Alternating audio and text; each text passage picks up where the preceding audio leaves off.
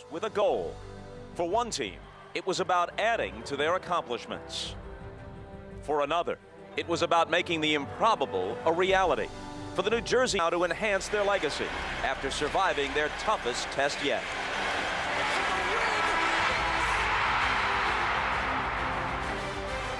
It was the Kings who nearly took the Lakers' crown. But LA displayed resourcefulness and resolve. Battling to the point of exhaustion, they responded like a team unwilling to see their glorious run come to an end. And so, it continues.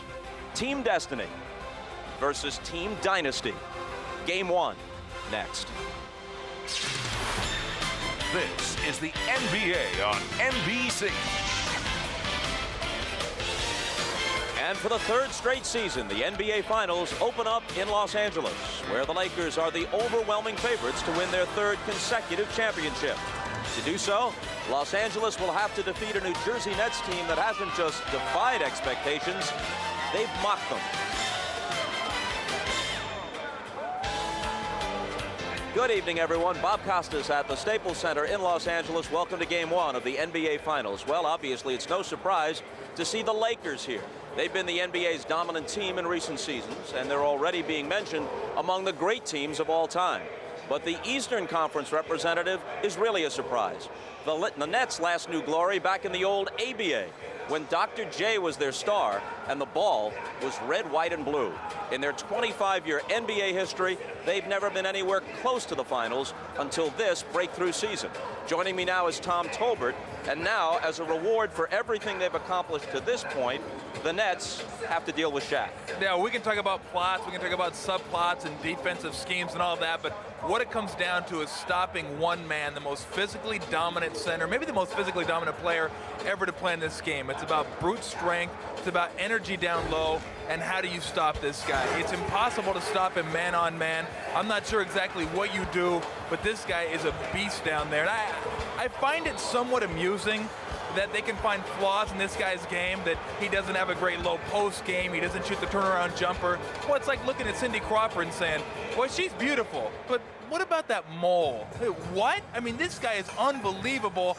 How do you stop him?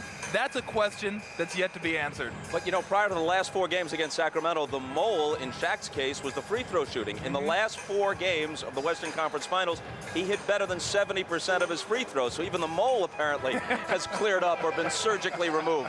What do the Nets have to do to make this interesting and competitive? Well, when you look at the Lakers, I mean, you can put what they have to do on a Post-it. When you look at the Nets, what they have to do, maybe you roll out one of those old Egyptian scrolls. I mean, the list is long. They have to shoot extremely well from beyond the arc. They have to make their free throws. They have to keep the Lakers off the offensive glass. When you're the underdog, you can't give the favorite more than 2 or 3 opportunities, or more than 1 opportunity, I should say. So they have a lot of things they need to do. Jason Kidd needs to step up big. Kenyon Martin needs to step up big. It's going to be a tough chore. Your prediction is? Lakers in 6. Right, closing in on the tip-off of Game 1 of the NBA Finals. When we come back, you'll hear from the men who'll call the game. Marv Albert and Bill Walton. You're watching the NBA on NBC.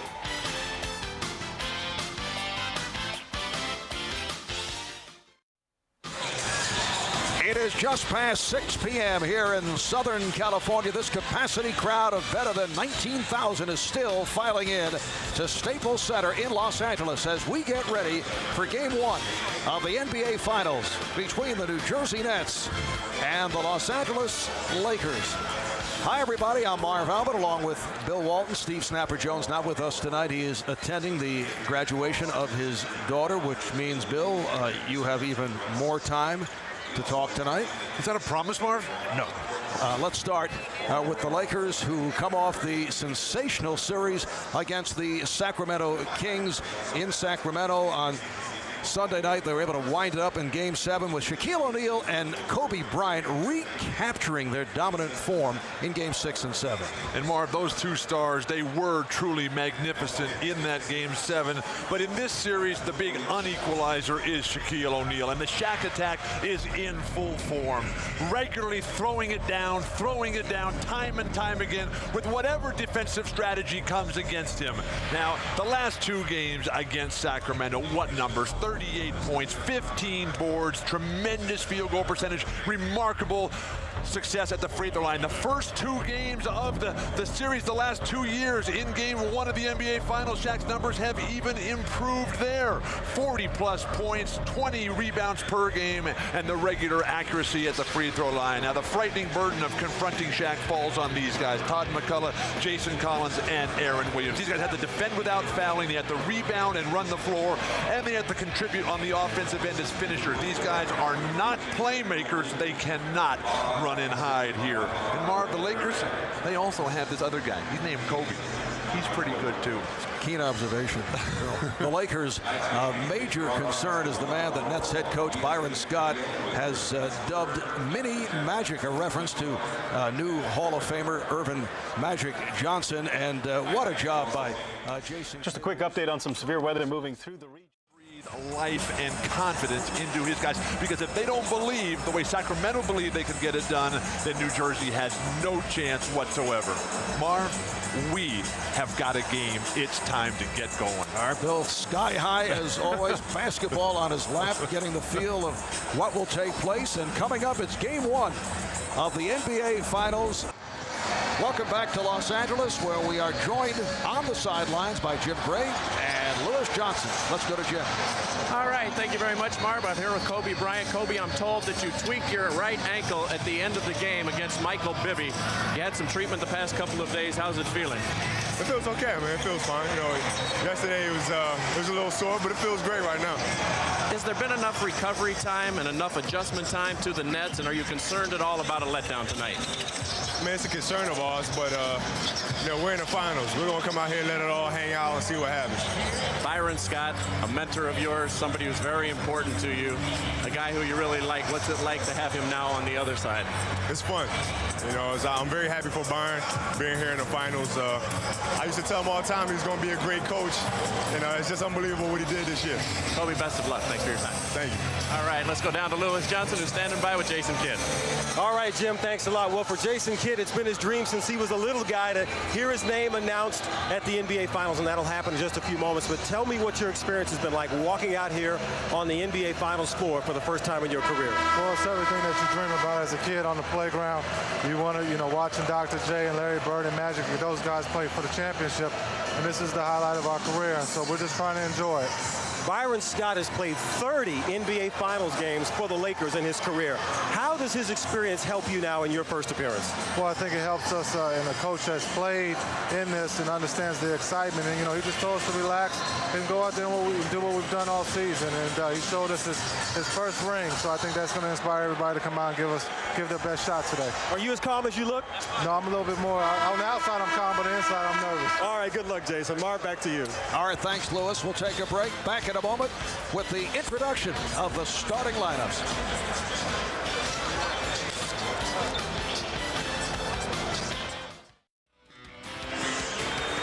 Back at Staples in Los Angeles, where the Lakers have the second best home record in the NBA. Only Sacramento was better. Lakers going 34-7 here in LA. We're set for the introduction of the starting lineups. Let's go to the public address and Lawrence Tanner. And now the starting lineup for the Eastern Conference champions, the New Jersey Nets. At one forward, number 6, second year out of Cincinnati, Kenyon Martin. The other forward is number 44, fifth campaign from Utah, Keith Van Horn. At one guard, number 5, eighth season from California, Jason Kidd. The other guard, number 36 year from Villanova, Kerry Kittles. And at center, number 11, third year from Washington, Todd McCullough. The head coach of the Nets, Byron Scott.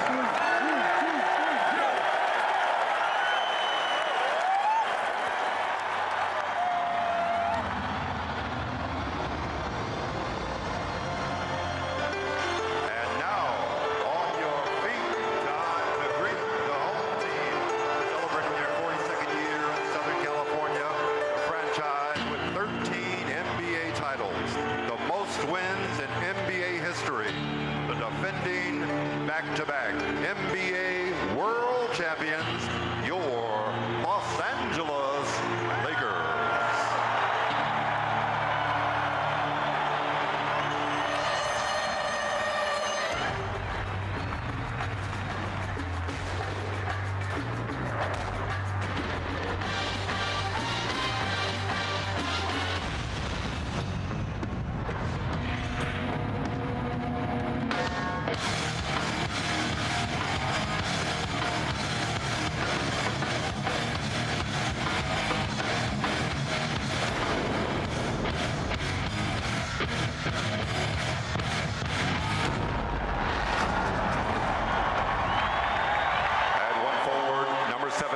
Sixth, 7th, 11th year from North Carolina, Rick Fox.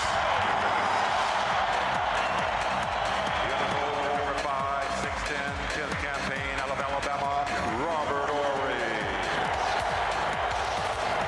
At one guard, number 2, 6'1", 6th season from Arkansas, Little Rock, Derek Fisher. The other guard, number 8, 6'7", 6th year from Lower Marion High School,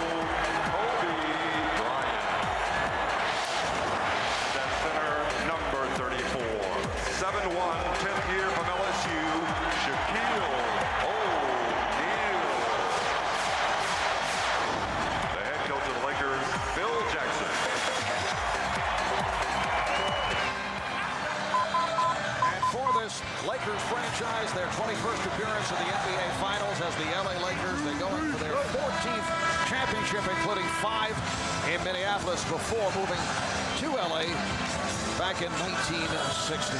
Once again, let's check in with Jim Gray. All right, thank you very much, Marv. As you just alluded to, I told that to Shaquille O'Neal, that no LA Laker team had ever won 3 titles in a row. He said, I love that. I love the challenge. That's all that motivates me to do what no one else has been able to do. He said, you must understand, I'm a pioneer. You know, between 1400 and 1491, no one discovered America. And then in 1492, all of a sudden Columbus came along. Just because it hasn't been done before doesn't mean it won't be done tomorrow. Lewis? Jim, thanks so much. For Byron Scott, it has been 5 days full of emotion leading up to this game 1. And Scott was telling me about coming home to Los Angeles, where he won 3 championships. This is where his family is. The telephone has been ringing off the hook, and he's going against what he calls the greatest basketball franchise, represented by names he obviously admires. Dr. Jerry Buss, the owner of the Lakers, and Jerry West, the man whose image literally represents the NBA. But Scott said that that emotion stops here, right now, at the tip. Now it's war until it's over. Marv? All right, Lewis, the officials, Joe Crawford, Ron Garrettson, and Jack Neese. It will be Shaquille O'Neal on the opening tip against Kenyon Martin, and Joe Crawford will handle the toss.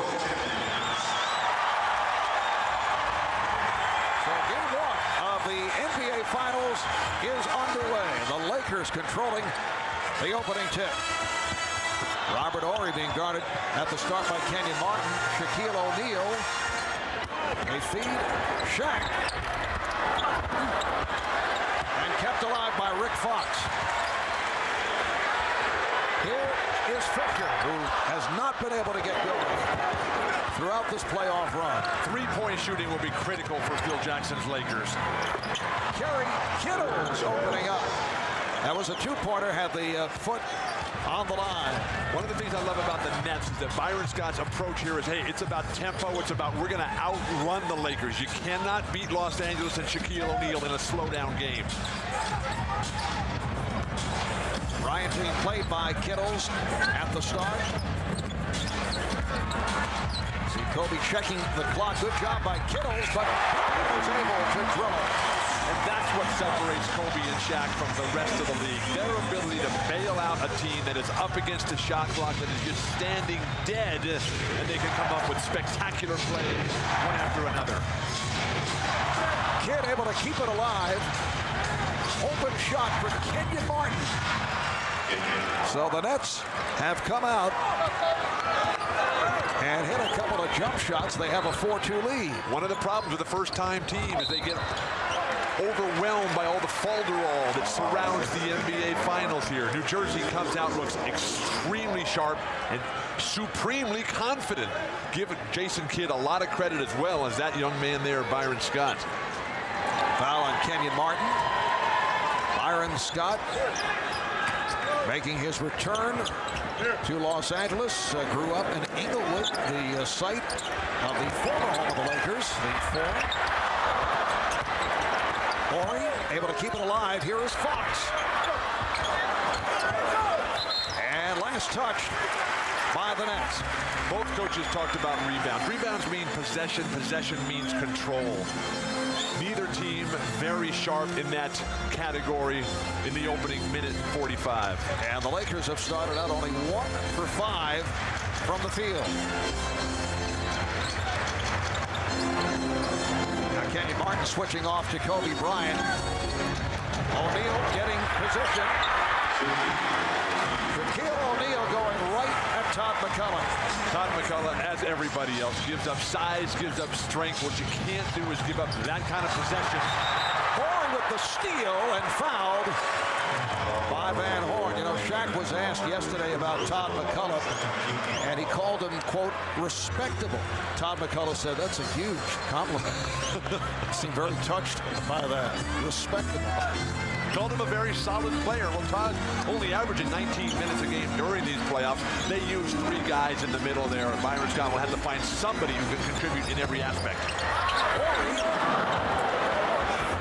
Remember last year against the 76ers, Todd McCullough had that one excellent game.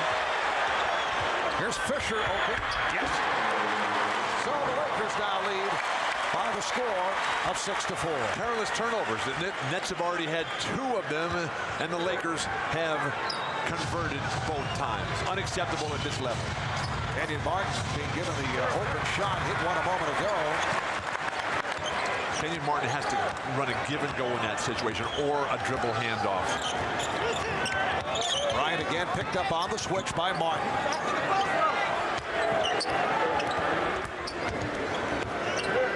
Shot clock down to 6. Bryant goes to the fadeaway. Fox missed the tip. Fox on the pickup. Lakers 8, Nets 4. Every time the Lakers miss, they get their hands on the offensive rebound. Byron Scott, a quick time out here. They have to remedy that deficiency.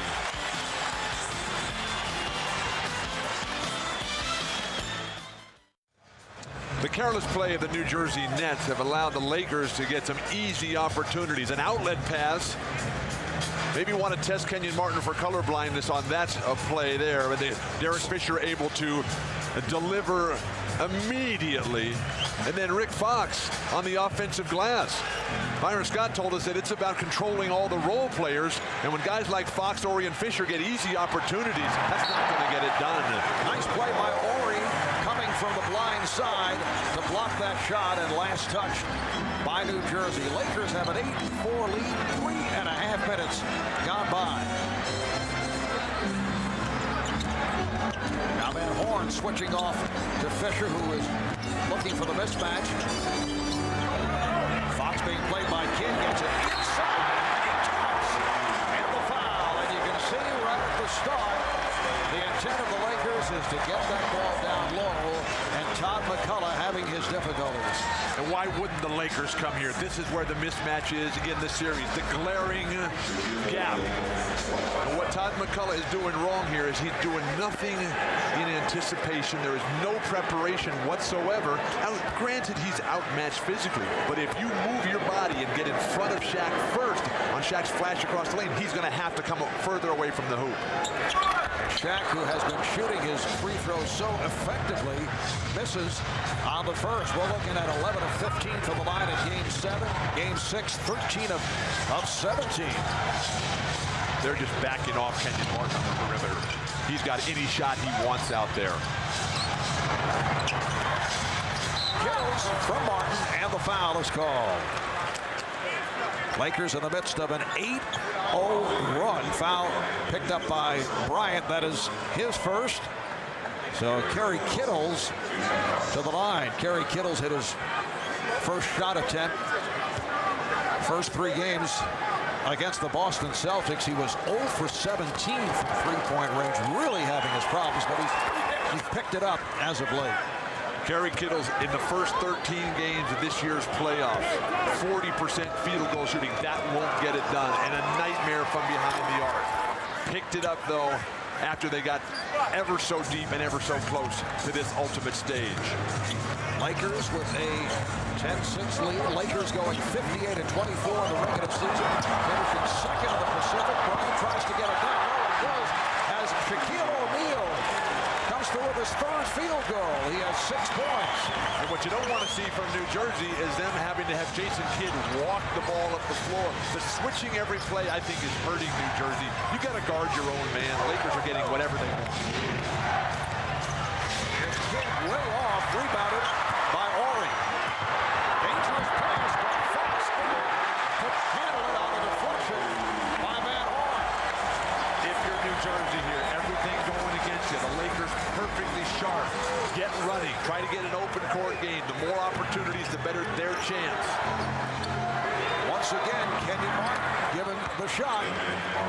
That's his second field goal. Robert Horry is not within 15 feet of Kenyon Martin. Bryant going and Martin spinning his way. Making the spectacular look routine on a consistent basis. Here's Kittles for 3. McCullough able to keep it alive. Kidd shoots from downtown. Jason hasn't had any penetration and dish opportunities. No dribble handoff. Nothing in the open court. No defensive plays. Fisher for 3.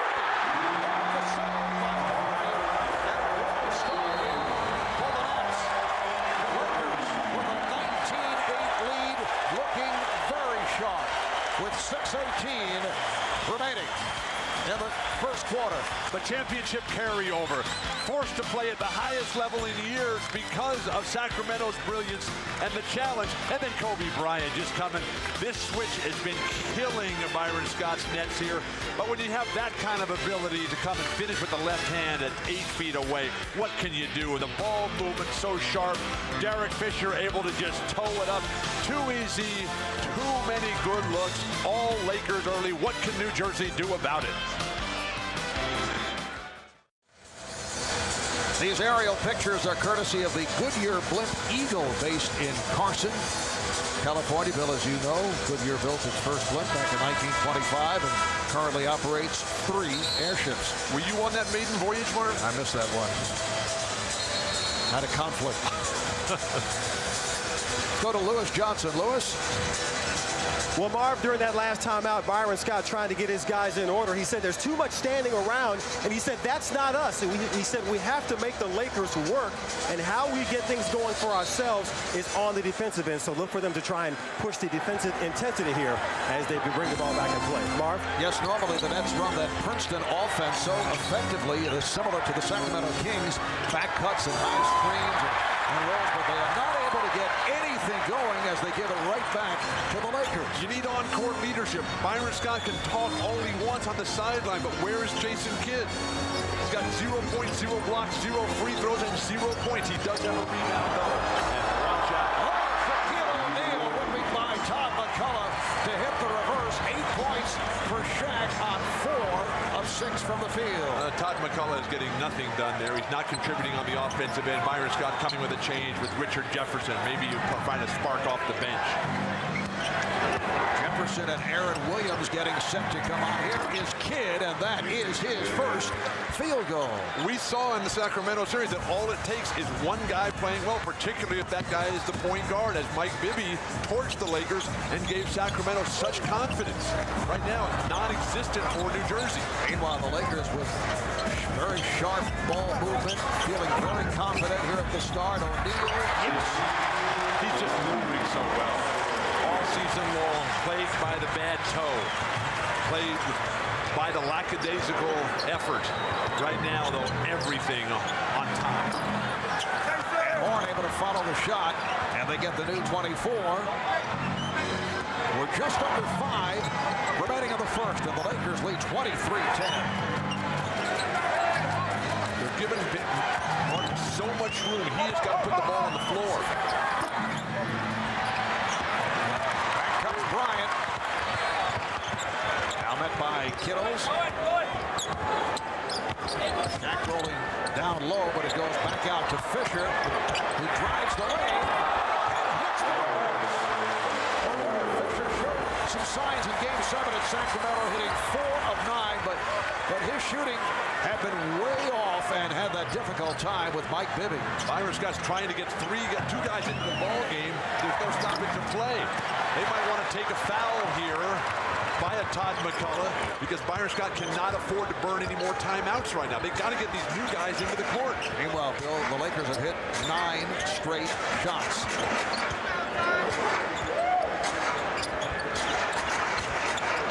Kobe Bryant. Robert Horry got a piece of it. When they do miss, they get the offensive rebound. Who is going to stand up for New Jersey and say, this board belongs to me? Rejected by O'Neal. With no pressure on Shaq to guard Todd McCullough, he just zones it up in the basket area, getting defensive rebound, igniting fast break. When the penetration does come, you got to come all the way into Shaq and then lay it off for somebody else who's shooting while Shaq is denying penetration. Beautiful block. Try to keep it in bounds next time, big guy. Third block shot for Shaquille O'Neal. So the rookie Richard Jefferson, who has played so well, has come on for the first time. Martin not able to hit. Lucius Harris and Aaron Williams also checking in as we approach 3 minutes remaining in this first quarter. It's been all Lakers. They're up 25-10. O'Neal, Williams has back turned, and Kenyon Martin trying to hold back Shaquille O'Neal. Foul is called. That's number 2 on Martin. Shaq is doing everything right, forcing yet another timeout here. Todd McCullough couldn't get it down. Shaq just overpowering whoever is in there.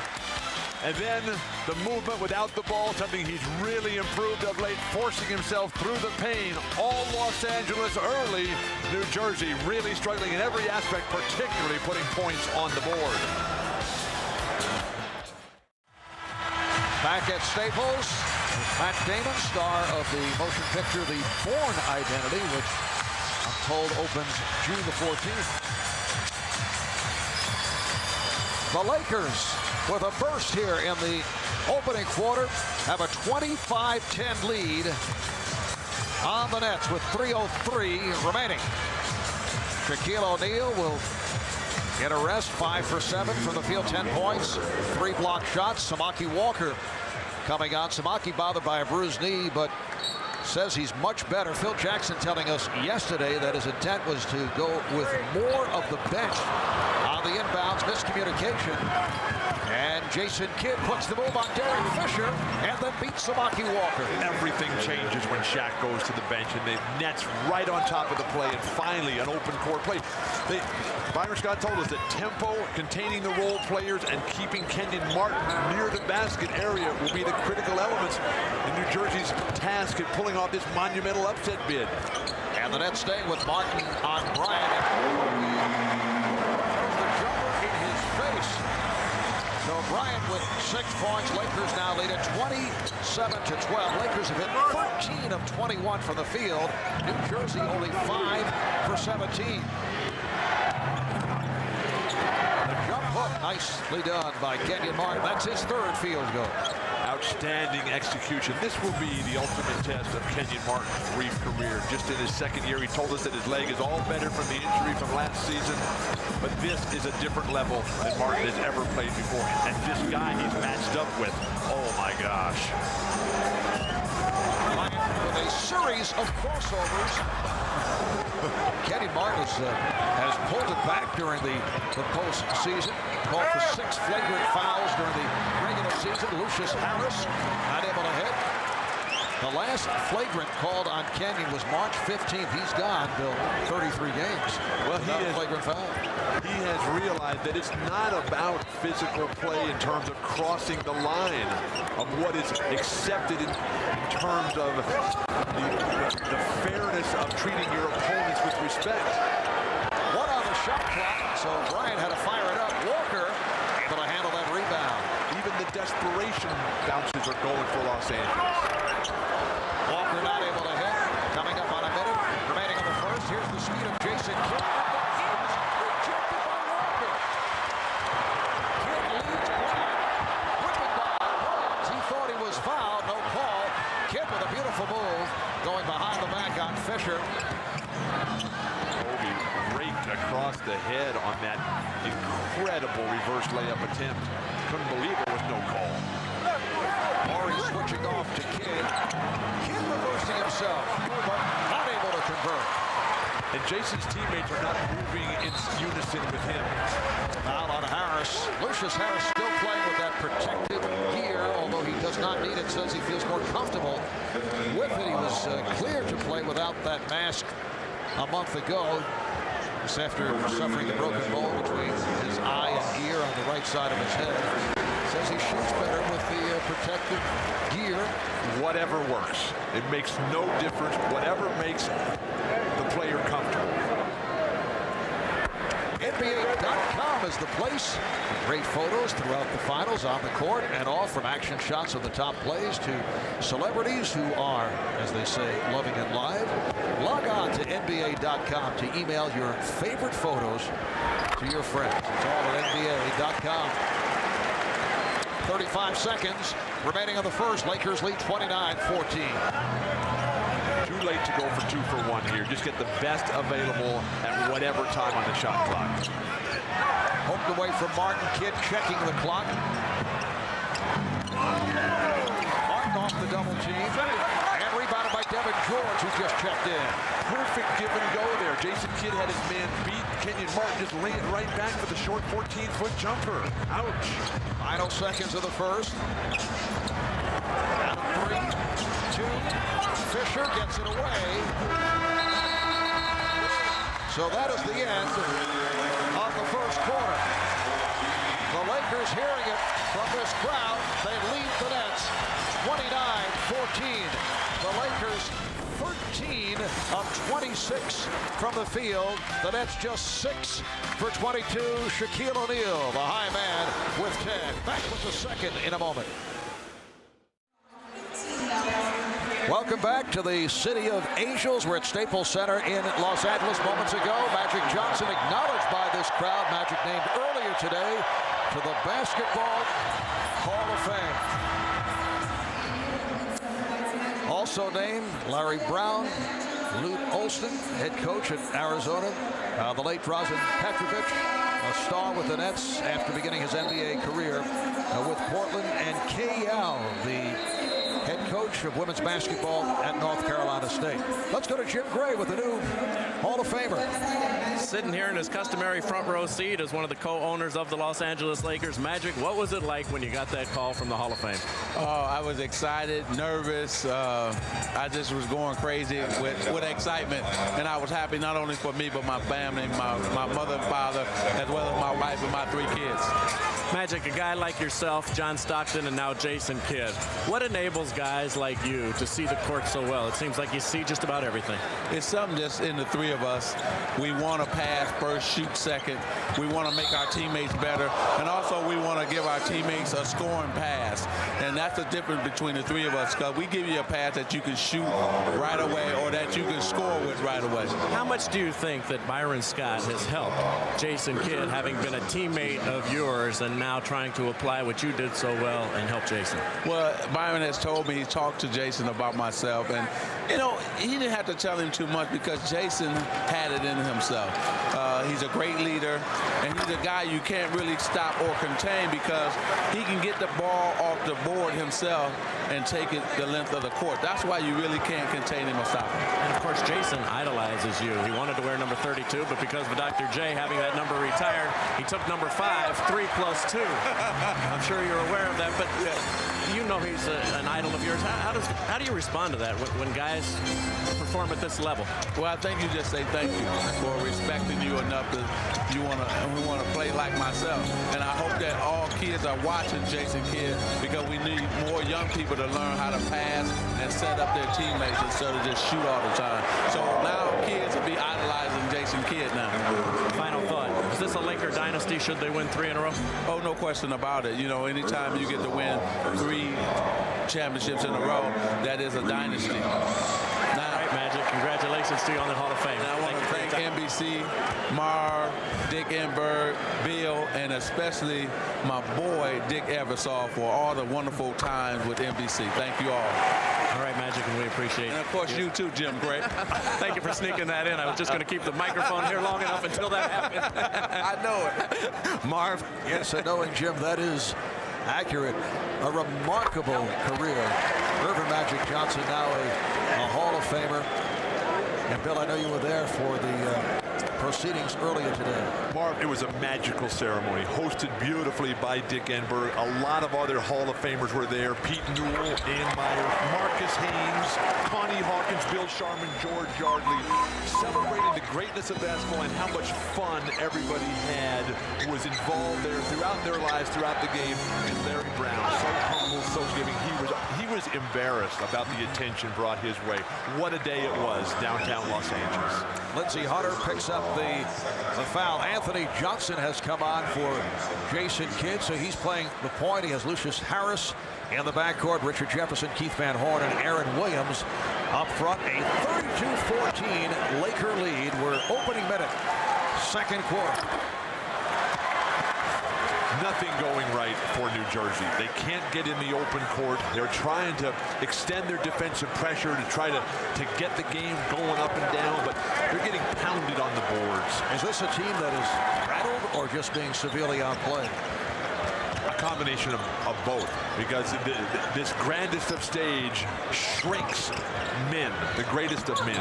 But also, we've seen the Lakers have elevated their game, responding to the challenge that Sacramento gave them. Oh, nice block. Yeah, that's looking for a charging foul. Walker was able to hit on the foul. Lakers now lead 34-15. The Lakers have to be saying to themselves, although there's still a long way to go in this ball game, we are very happy to be out of Sacramento. It is a different story here in the first half. Even the 4 games that the Lakers won against the Kings, they all went down to the wire. And a traveling violation is called on Walker. New Jersey needs one guy to show that, look, I can play at this level. I can take this game away from Kobe and Shaq and the rest of the Lakers. Somebody who's going to come in and say, just give me the ball. I'll put some numbers on the board, and then we'll get going. Because right now, there is no confidence on behalf of the entire net squad. And once again, Van Horn coming up short. And the Lakers are getting away with having Shaquille sit out for some time. They're using their bench, as Phil Jackson said he would. They have Hunter in there, George, Walker, along with Horry and Bryant. Hunter off a 3. And Jefferson able to get to it. But how long do you leave Jason Kidd on the bench? Now, granted, Johnson is a quality player at the backup point guard, but Jason Kidd is your MVP candidate. He's got to be the guy that sets the tone. He hasn't done it yet, but when are you going to give him the chance, particularly with Shaq sitting on the bench right now for an extended period? Hunter going to the left hand. And back comes Anthony Johnson. Nets have missed their last 7 field goal attempts. Lindsey Hunter switching off to Keith Van Horn. And Van Horn with the shot. He is 0 for 3. That's a very difficult shot. You stand there. They're looking for the pass and then pull the trigger. You have no body momentum. The Lakers are backing off. You got to dribble at someone else's defender and then get a dribble handoff going. Lindsey Hunter able to get it off with Keith Van Horn flying at him. It's a 2-pointer. He had the foot on the line, and Byron Scott will talk it over. 8:52 remaining. First half. The Lakers 36. The Nets 15.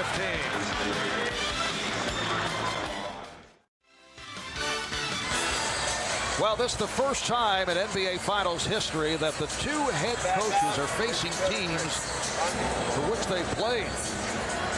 Byron Scott, of course, a a key member of the Laker title teams in 1985, 1987, and 1988, soaring through the air with those Showtime Lakers. And Phil Jackson, a member of the Nets for the 1979 and 1980 seasons, modeling the old Nets uniform proudly, and which you point out, not soaring through the air. Phil spent time as a player and assistant coach, also as a color commentator with the Nets as well. What a physique by Phil Jackson there. You look at their playing careers, the playoff games played, the championships won. Phil Jackson, of course, mentored by Red Holtzman. The defense for Los Angeles just so good, though. Byron Scott with vivid memories of that Game 1 1985 Finals Memorial Day Massacre. Celtics 148, Lakers 114. The Lakers came back to take that series. Van Horn with his first field goal. So the Lakers now lead 36-17. New Jersey had missed their previous 8 shots. And Jason Kidd still sitting on the bench. I mean, he can't be tired. When was their last game? Last Friday night? This is Wednesday, isn't it? Let me figure that. Yes, it is. Ryan Shaw has come on for the first time. Shaquille O'Neal back on the floor, getting right to it. 6 of 8 for 12 points. It has been too easy for Shaq as you think back to the series against Sacramento where they had him surrounded at all times. Aaron Williams. And the Lakers now lead 38-19. But Sacramento has the advantage of playing against the Lakers a ton of times, not only in the regular season, but the last 3 years in a row in the playoffs. So they have gotten a sense of what to do, what it's like to play against the big man. Throws it down one more time.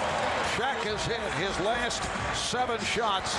He has 14 points, and the Lakers lead it 40-19.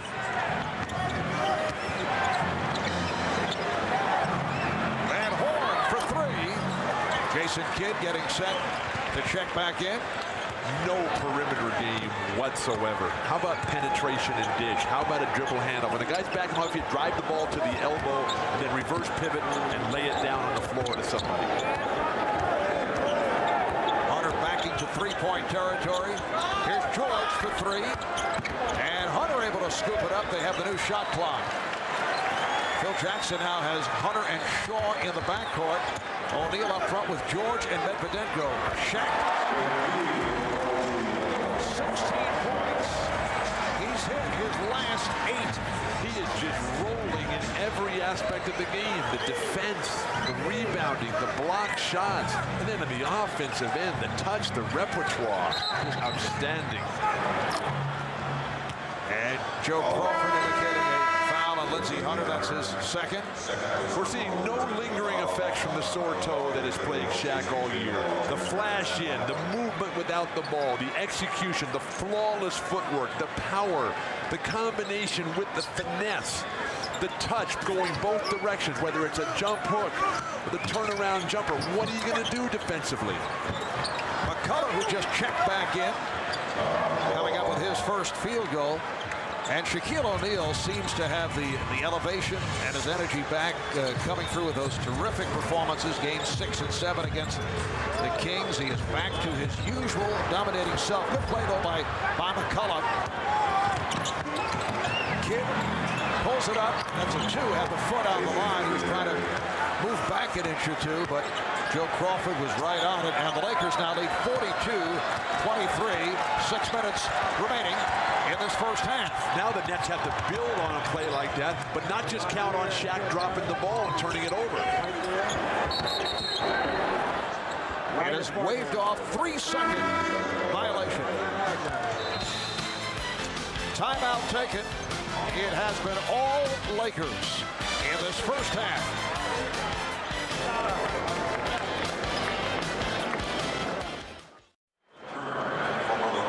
Back in Los Angeles, our aerial coverage, courtesy of Goodyear and his fleet of airships, which reminds you to take all of life's journeys on the wings of Goodyear.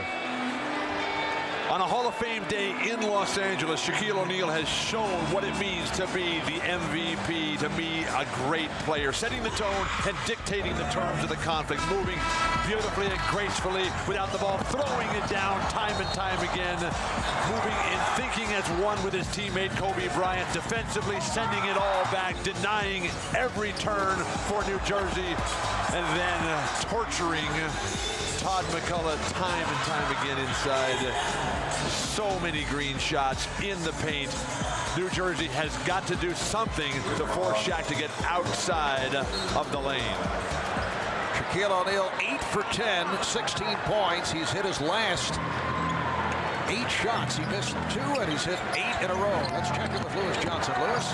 Hey, Marv, for the Nets, their defensive plans against Shaq. Well, there's no shame in their game. It's defense by committee.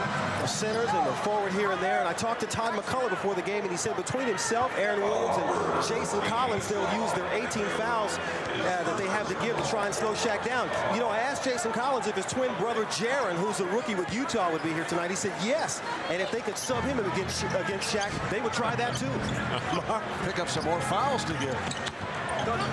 Richard Jefferson. Nice move by the rookie from Arizona. We were talking yesterday with Byron Scott. He said, we're not going to stop Shaq and Kobe, but we must contain everyone else. Mendonça with the tip. Scott feels that the Nets can win if they hold Shaq and Kobe to a combined, he gave us a number, 55 points. That could be obliterated in this first half. And Todd McCullough with his second field goal. Lakers 44, Nets 27.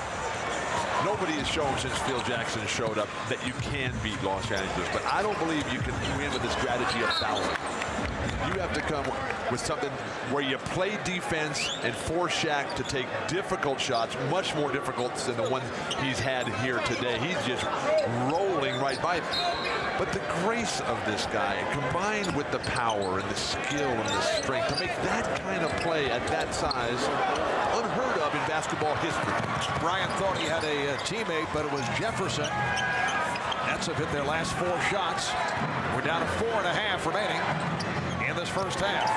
LA's defense has kept Richard Jefferson under control. Todd McCullough, swing the sky hook, big guy. Jabbar, speaking of Hall of Fame day. Don't control yourself. We were talking earlier about last year's NBA Finals was Game 2. McCullough playing for Philadelphia against the Lakers, 13 points in 16 minutes. And then did not score at all in the other 4 games. Foul is called as Fox and Jefferson came together. It's on Jefferson. Todd McCullough calling for the ball here. And I got Shaquille O'Neal. I got a fit. Oh no, it's Slava Medvedenko, excuse me. Swing it, Todd. Throw it from the free throw line. But one major problem that the Nets are having is their defensive rebounding. I mean, guys like Kenyon Martin and Kerry Kittles and Richard Jefferson and Jason Kidd, they've got to just pound that board on the rare opportunities that the Lakers do miss. Block shot. Fox on a quick release, rejected. Robert Horry is back, coming off for Slava Medvedenko. And Kittles lost his balance, and the ball was knocked out of bounds. Last touch by Kittles. And it's Brian Shaw quickly putting the ball in play. Nets caught on their heels again. Bryant stroke. Here comes Kidd, chased by Fox. And a beautiful recovery by Kidd to get it to Kittle. Transition defense. Phil Jackson has worked so hard on this. They had to do that against Sacramento. Been very few fast break opportunities for New Jersey because they can't rebound. They can't dig it out defensively. Lakers have led by as many as 23. McCullough on that foul. So the Nets have cut into that lead. Finally an open court opportunity for Jason Kidd, but tough spacing. When there's just one guy back, you got to take the ball down from the side. Fortunately, Kerry Kittles comes right in behind Jason Kidd. Jason able to lay it off, and then the strong finish by Kittles. You get the idea that the Lakers are very relaxed as they exhale coming off the tense moments, a very anxious time against the Sacramento Kings. That lead is now down to 13, but they seem to have everything very much under control. Shot clock is at 3. Here's Fox. Yes. My sense of the Lakers is determination to get it done. Our meeting with Shaq and Phil Jackson yesterday, these guys were focused. They're leaving nothing to chance here, and we have seen that executed on the floor brilliantly. Another open shot for Martin. Good play by Ori, getting it to O'Neal. But just look at the way Shaq is running the floor here. No more walking up and down. No more lackadaisical approach. He's flashing. He's got his knees flexed. He's moving. He's calling for that ball. He's pump faking with the passes and then getting whatever he wants on the offensive end. Martin able to get to it. 15-point Laker lead, 2.5 remaining in this first half. Marv Albert along with Bill Walton, Steve Snapper Jones, not with us here tonight. He will be for game 2 on Friday. Back home in Portland, attending his daughter's graduation. They've got to take the ball at Shaq there. If you let Shaq play the weak side in a play like that situation, you have no chance. O'Neal out deep. Here comes Martin to help. The interchangeability of the offense. Anybody can play any position. Only for 3. Good box out by Jefferson. Where's Kenyon Martin with that kind of rebound? That's the kind of inspirational play they need. Jefferson, Martin, good repost here by Martin. Nice pass. And there's a hideout. Jump ball is called. Oh, goodness gracious sakes alive. Todd, you seem to enjoy jump balls, Bill. Oh, it's the best part of basketball. That's what determines your fate in life. Shaq just badly beaten, reaches around, and fortunately able to grab right onto that ball. And his strength. Get back here, Todd. This game belongs to me. Action-packed at halftime. I cannot believe that lineup. Charles, Kenny, and Tom. Are there enough microphones out there? Is there enough time? Who's in charge up there? Speaking of microphones, we were eavesdropping a moment ago on the New Jersey Nets huddle. Let's listen in. Just got to box out, guys. They're killing us on the board. We know if we rebound with anybody, we got a good chance to win the game. So we got to give these guys one shot. We can't allow them to get 2 or 3 shots. Okay, and then we can get into our running game.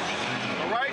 Chip away at it, guys. You know how we played the last time we were down 20 to these guys and came back. Okay, so let's stay in there. Just chip away. Okay, let's go. Stay aggressive, guys. Stay aggressive.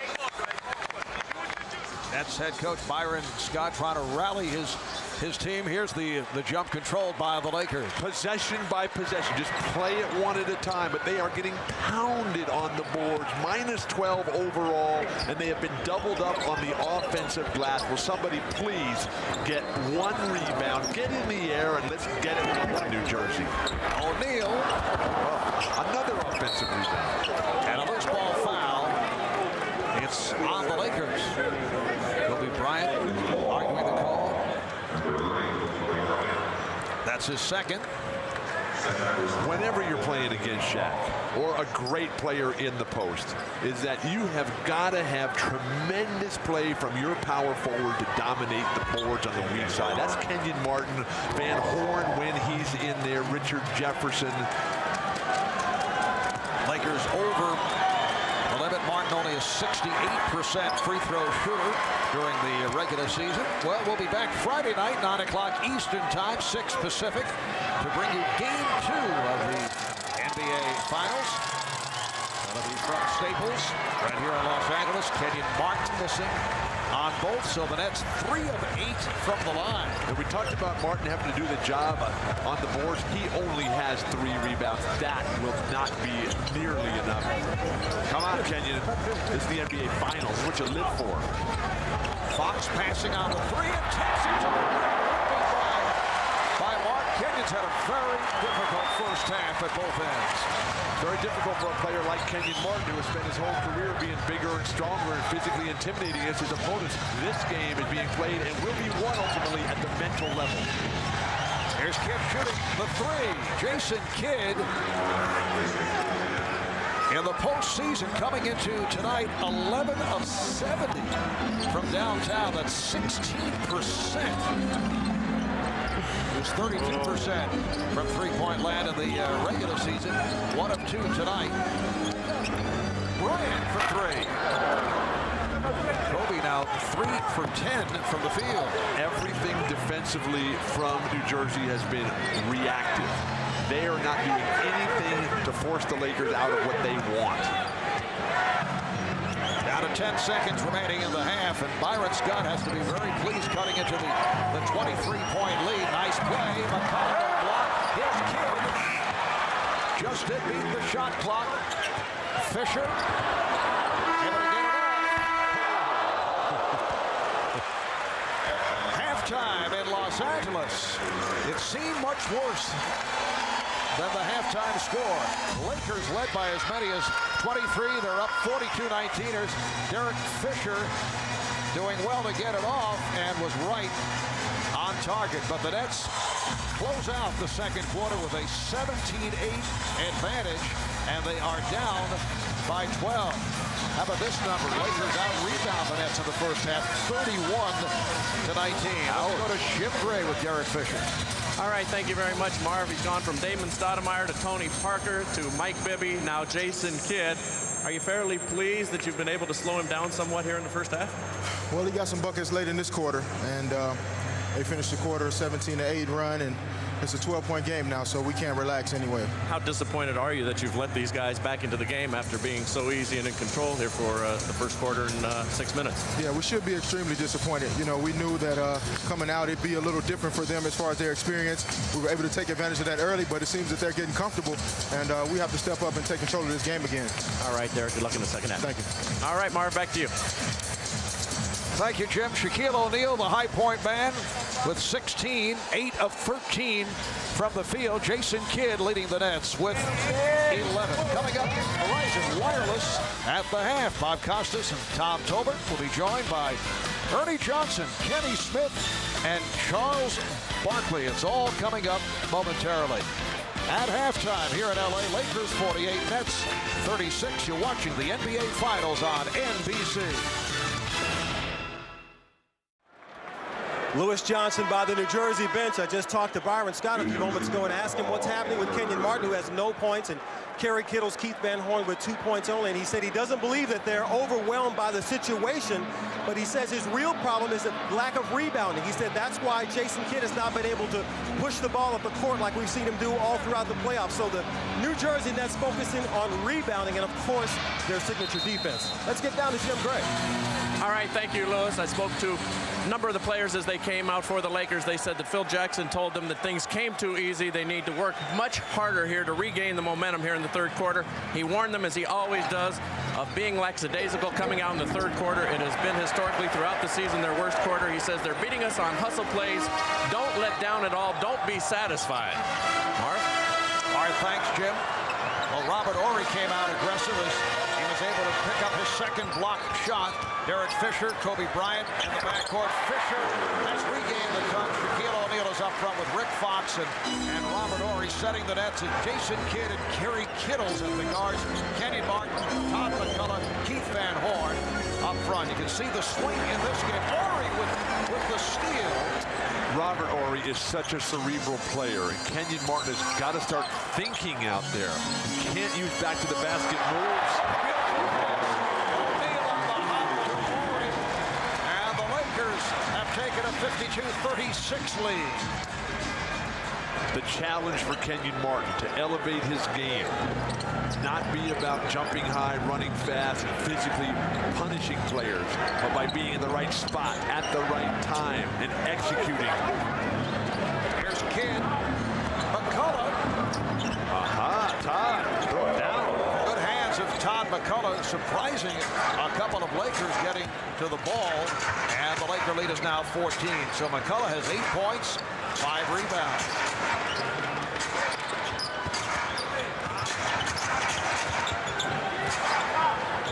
Shot clock down to 6. Fisher to O'Neal. Saw Shaq had position, but not able to hit. A little bit out of sync offensively that time. Nice push of the ball. Can Van Horn finish? Finally, the guy only had 2 points on 1 for 6 shooting before that fortuitous shot. Well, Van Horn hitting the 3, and now the crowd becoming interested.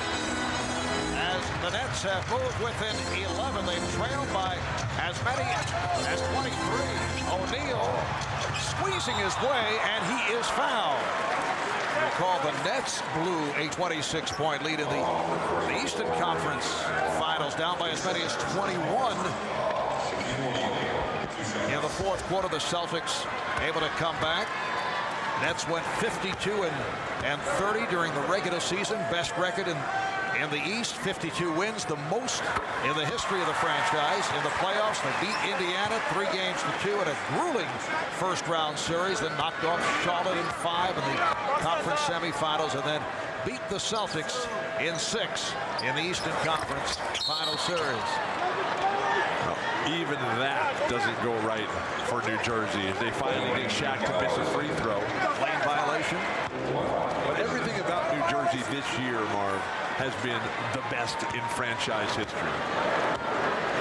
Todd McCullough called on the violation, and the Nets have made the playoffs for the first time since back in the 97-98 season. In fact, the Nets are the first team since the playoffs expanded to 16 teams in 83-84 to reach the finals one season after failing to make the playoffs. Keith Van Horn with his second straight three, and the Laker lead is now 10. Starting to take matters into his own hand, Van Horn. Now you got to get the same from Kerry Kittles. With the step and the facial. Oh my gosh. Down, Kobe. Down. Lakers 56, the Nets 44. We played 3 minutes in the third. And Horn trying to shake off Fox, threw it away. Kobe Bryant in the open floor, looking at Todd McCullough. McCullough is slow to move to the ball. He's slow to get off the floor. And when that is the case, you are going to get posterized time and time again. You got to come out and attack the guy who's coming at you. Bryant stopped by Kittle. Nice play by Kerry Kittles and last touched by Kobe Bryant. That last turnover by Keith Van Horn, he has to drive the ball not at his man, but at Jason Kidd's man. That is what's going to create the double team. That's what's going to create the opening for someone. And Horn with the hot hand, so they set him up again. McCullough keeps it alive.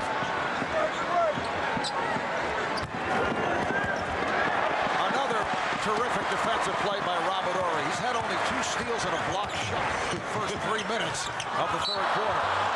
And the ball back to New Jersey. Robert Horry is one of those guys who will beat you anyway. He'll beat you with his offense, with his defense, with his rebounding, with his block shots, with his passing. What a team player. What a find to get this guy and team him up with Shaquille O'Neal. It's having difficulty finding a shot.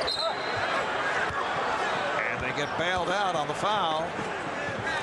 Foul called on Fox. That's his first. The problem is, though, that the Nets are trying to post up Todd McCullough. He's not a guy who you can run an offense through. That's got to be either Van Horn, Kittles, Martin, or Jason Kidd. McCullough is a finisher, not a creator. Jason Kidd is hitting the jumper. He now has 13, and the Laker lead is 10.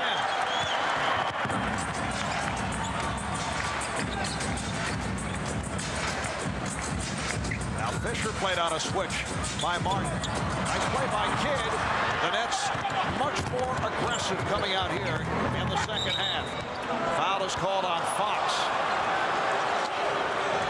Remember when Charles Barkley was talking about the deer in the headlights syndrome? That Byron Scott denied to Lewis Johnson, but this is a different team we're seeing here in the second half. Jason Kidd, Van Horn, and come out and said, you know what? We stunk it up in the first half. This is the real New Jersey Net team. Well, the Nets came out so passive in that first half. It was too easy for the Lakers. Todd McCullough, 5 for 7 from the field, 10 points, and that lead, once 23, is down to 8, and Phil Jackson calls for time. And if Kenyon Martin will continue to face the basket and create opportunities for his teammates, the penetration, the defense is frozen, and then McCullough can finish in this situation. When Martin gets his back to the basket, then he really gets in trouble against Robert Horry, who towers over him. High high above, the Goodyear Blimp Eagle has been providing these aerial pictures. 2002 marks the 104th anniversary of Goodyear and the 77th for their Blimp fleet. We've been talking about the success of the Nets this season, pulling off one of the incredible turnarounds in the history of professional sports. 26 wins a year ago. They go 52-30, best record in the Eastern Conference. They win the Atlantic Division, first time in the history of the team, and it's their first ever NBA Finals appearance. It all starts and ends with Jason Kidd, and the beauty of his game is that he finds a way to win, like Magic Johnson, his idol. Todd McCullough, Keith Van Horn have come alive here with McCullough setting hypo screens. Shaq's not going to come out. McCullough's got 10 points, 7 rebounds, 5 on the offensive end. Shaq with only 18 points. That has been, by this comparison, pretty much of a wash in the middle. Was it too loose and easy for the Lakers at the start? Absolutely, and they've lost their focus, their concentration, and determination. But Robert Horry continues to be outstanding. He's got points, 5 rebounds, 4 assists, 3 steals, 2 blocks. What can't this guy do to help his team win ball games? Robert Horry, maybe the major reason is Kidd is able to hit again. The big reason that the Lakers are in the NBA Finals, that game-winning 3 in Game 4 against Sacramento turned the series around. Well, they would have gone down 3-1, going back with 2 more games in Sacramento. Bryant draws the foul. It's in the act. Kobe taking a shot over the right eye, so he'll shoot 2, fouled by Kerry Kittles. Let's check in with Jim Gray. Jim? All right, Marv, during that last timeout, Phil Jackson said to his team that the Nets have now found their offensive rhythm. We must slow down the pace. By playing fast, we are playing right into their hands and enabling them to get back into the game. After it was all over, he turned to Jimmy Clemens. He said, what is it with us in this quarter? Why do we always come out of the locker room after halftime and lay an egg? Jimmy didn't have an answer. Marv? It is strange. Can you recall a situation like that from your playing days where a particular quarter just come out and don't have it? That has happened to the Lakers time and time again, in particular in the playoffs. They're so good when they want to be. They lose so much at halftime. When they go in there and figure it's over, they can just force the other team to quit. Martin not able to hit. Horry on the rebound as we come up on 6 minutes remaining. Third quarter. Lakers up by 10. And a 3-second violation called on O'Neal for the second time tonight. Shaq has been a no-show here in the third quarter. And the best player is responsible for setting the tone. Well, we talked about what he did in the opening few minutes of the game. If they want to pound it down and finish him off tonight, Shaq's got to be the guy. He is the difference. Kittles. The chip by Martin. It counts, and the foul. The best play of the game so far for Kenyon Martin. Maybe this will be a springboard for him to come alive, because this guy does have talent. But matched up against Robert Horry, so very difficult.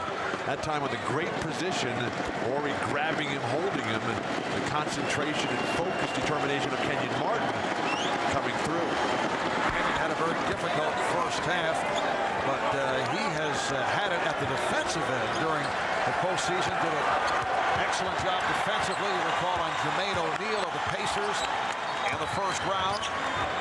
So the Nets are now within 7 after trailing by as many as 23. Fox, O'Neal, McCullough got a piece of it. And Shaq has missed his last 5 shots. Beautiful ball movement, New Jersey. Kittles for 3. The Nets are within 4. Wow. Shaq is playing with his arms down. A fifth shot by Kobe. And last touch by New Jersey. It's a night and day performance for Shaquille O'Neal. That was a lob pass by Kobe. He was looking for one of those Game 7 throwdowns, and they come right back to it. O'Neal with his first field goal of the third quarter. The Lakers lead 62-56. This crowd is is back into it for the first time since the player introduction. The sense of uncertainty. So strange here, where the fans just figure they're going to win everything. Van Horn for three. Well, there were many anxious moments here at home during the series against the Kings, who extended the Lakers to 7. Here's Bryant, 1 for his last 8, but draws the foul. So Kobe will go to the line. The Nets with their 3rd team foul. It's on Van Horn. That is 3 on Keith Van Horn. The beauty of the continuity of the triangle offense by Tex Winter. We're so sad that Tex Winter did not make it to the Hall of Fame today, but the ability of this guy to get the players to realize that you got to keep moving, and when you don't have it, that's when you're most dangerous and most effective. What a genius Tex Winter is, and how unfortunate and sad ultimately. Well, I think it'll happen. When? For Tex? I know that he was disappointed that he did not get the phone call. But Lakers now lead 64-56 with 4:25 remaining in the 3rd. Martin. Rebound McCullough, and he is fouled. Todd McCullough has done a very strong job in this 3rd quarter. And he's realizing he's finding a way to make contributions. He's never going to be able to go head-to-head, but with Martin playing better and attacking the rim, you see Shaq having to get in the air to deny that. And as you come down that lane, you see the big guy coming, just put it up over the top. And then Todd McCullough has to come and make it happen. He has 6 offensive rebounds tonight alone. Foul called on Fox, his 3rd. McCullough, a 67% free throw shooter. Todd in his 3rd NBA season out of the University of Washington. Signed as a free agent after the 2 years with the Philadelphia 76ers. Lakers up by 8 points. Coming up on 4 minutes remaining in this 3rd quarter. I like the trap in the backcourt. This forces it. Oh, they're going to call that off Jason Kidd. Ronnie Garrettson right on top of it, but the trap in the backcourt takes the ball out of Kobe's hands. Fisher has not been attacking with his normal proficiency here. Horry with the rainbow 3. Now opportunities on the run because of improved rebounding by Martin and Van Horn. And as Martin makes his move, he's blocked by Horry, so that's the 2nd call.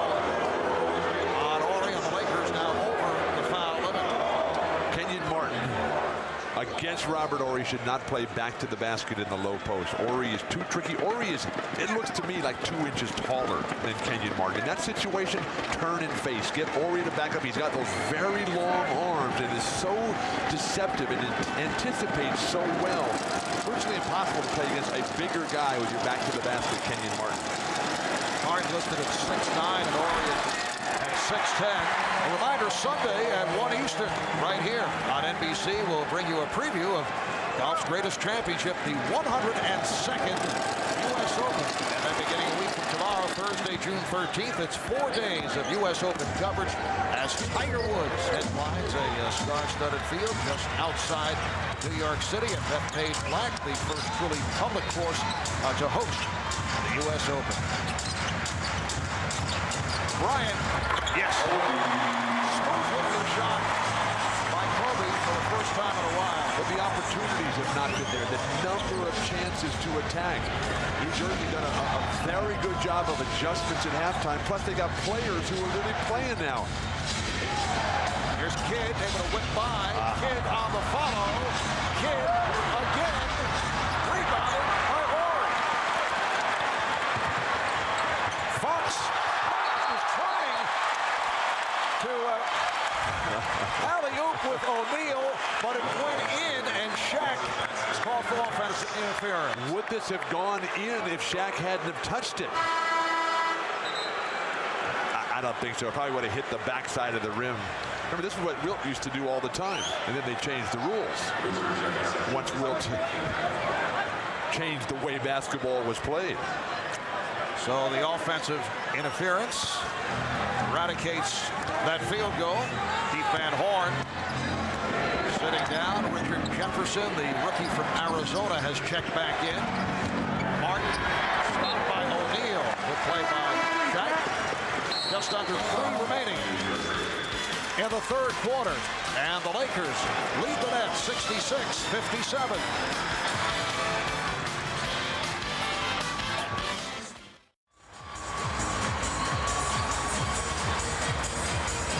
Back at Staples in Los Angeles, Marv Albert with Bill Walton. The Nets turning things in this third quarter. The Lakers with a 66-57 lead.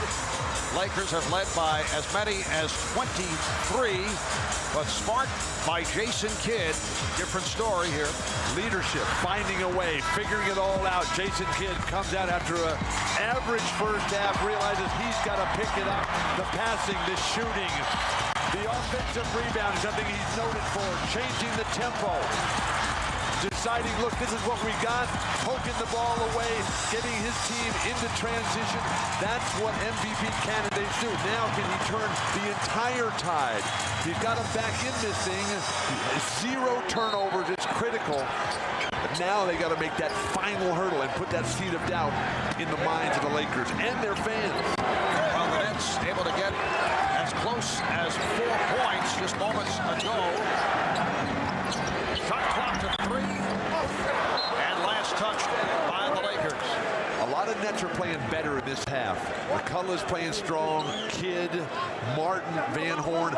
Where's Richard Jefferson? Where's Kerry Kittle? These guys have got to come alive. You have to have everybody playing well if you're going to win as the visitor in this building.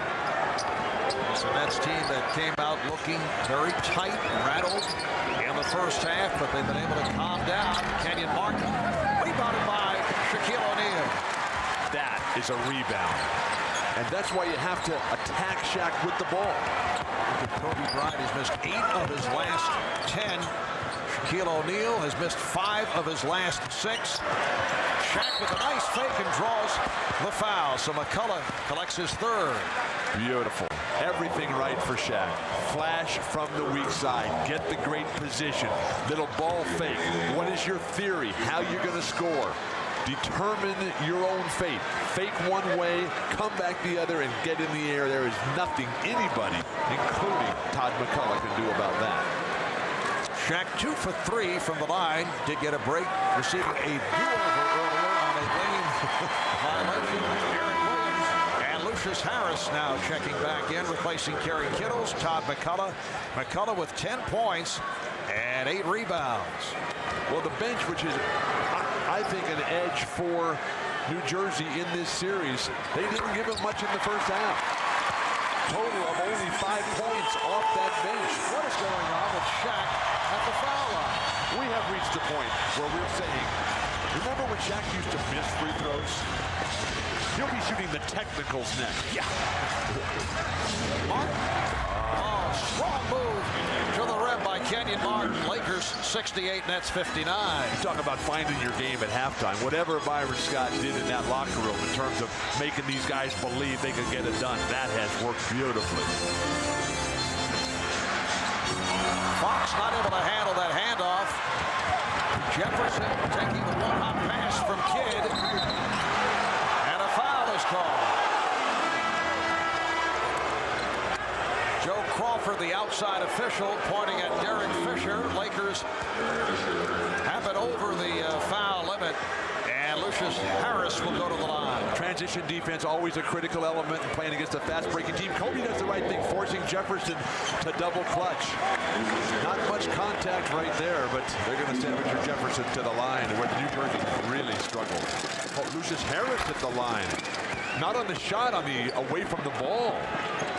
Nets are now 6 of 14 at the line. Lucius Harris, one of many members of the Nets to grow up in either the Los Angeles area, state of California. He attended Long Beach State. It's really a West Coast team.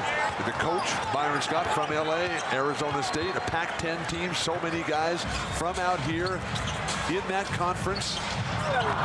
Samaki Walker not able to handle the pass. Samaki back on the floor, replacing Shaquille O'Neal there. You see the California / Pac-10 Nets. You've got Jason Collins, Lucius Harris from Los Angeles, Richard Jefferson, born in L.A., went to University of Arizona, where his coach went into the Hall of Fame today. It counts, and the foul. A gorgeous shot by Jason Kidd. And he is headed to the line. The foul on Samaki Walker. The crowd is stunned. It was so easy in the first half, and now it has been all New Jersey. That turnaround, truly remarkable, and Jason Kidd leading the charge. What a three-point play. Ryan Shaw, who grew up in the Bay Area, remembers watching Jason Kidd back in the 4th grade. Kidd able to get to that loose ball, and then he is stripped. Remembers watching him playing CYO basketball. Brian said seeing Jason play, it was the first time he'd seen a guy that is faster with the ball than he is, and he said when he's just running straight ahead without it. Magic Johnson was that way. Bob Cousy was that way. I saw Jason Kidd play when he was in 8th grade, and he already had that. Aaron Williams on the foul, and Kobe Bryant to the line. Let's go to Jim Gray. Marv, just to add what you guys are talking about, yesterday was pretty interesting when Shaquille O'Neal told us, if you think that Michael Bibby was fast, Jason Kidd is 5 times faster. We had trouble with Bibby. I don't know how we're going to stop this guy. Marv? Well, Jason Kidd has picked up his play here in the 3rd quarter. Now has 17 points, 6 assists. Lead at 70-63, just under a minute remaining in the 3rd.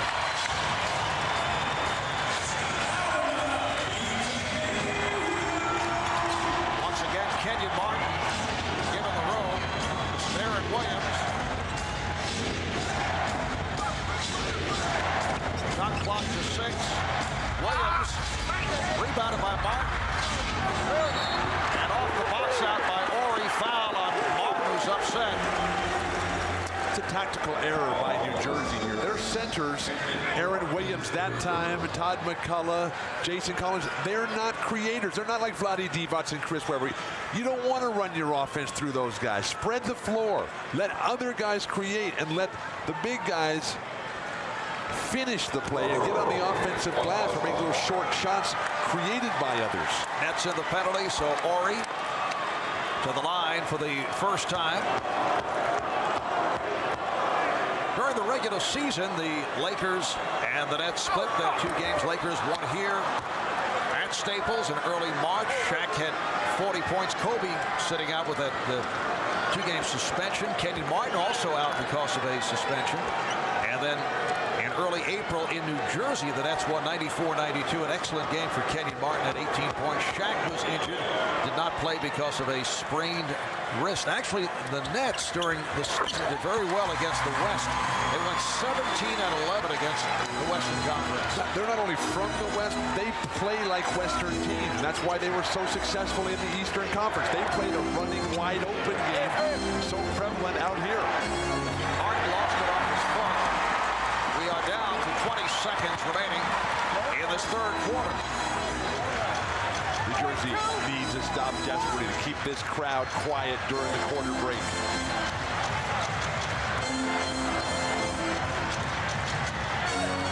Down to 5 seconds.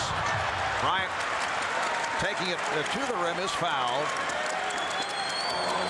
With 5 4/10 seconds remaining in the 3rd. Harris on the foul.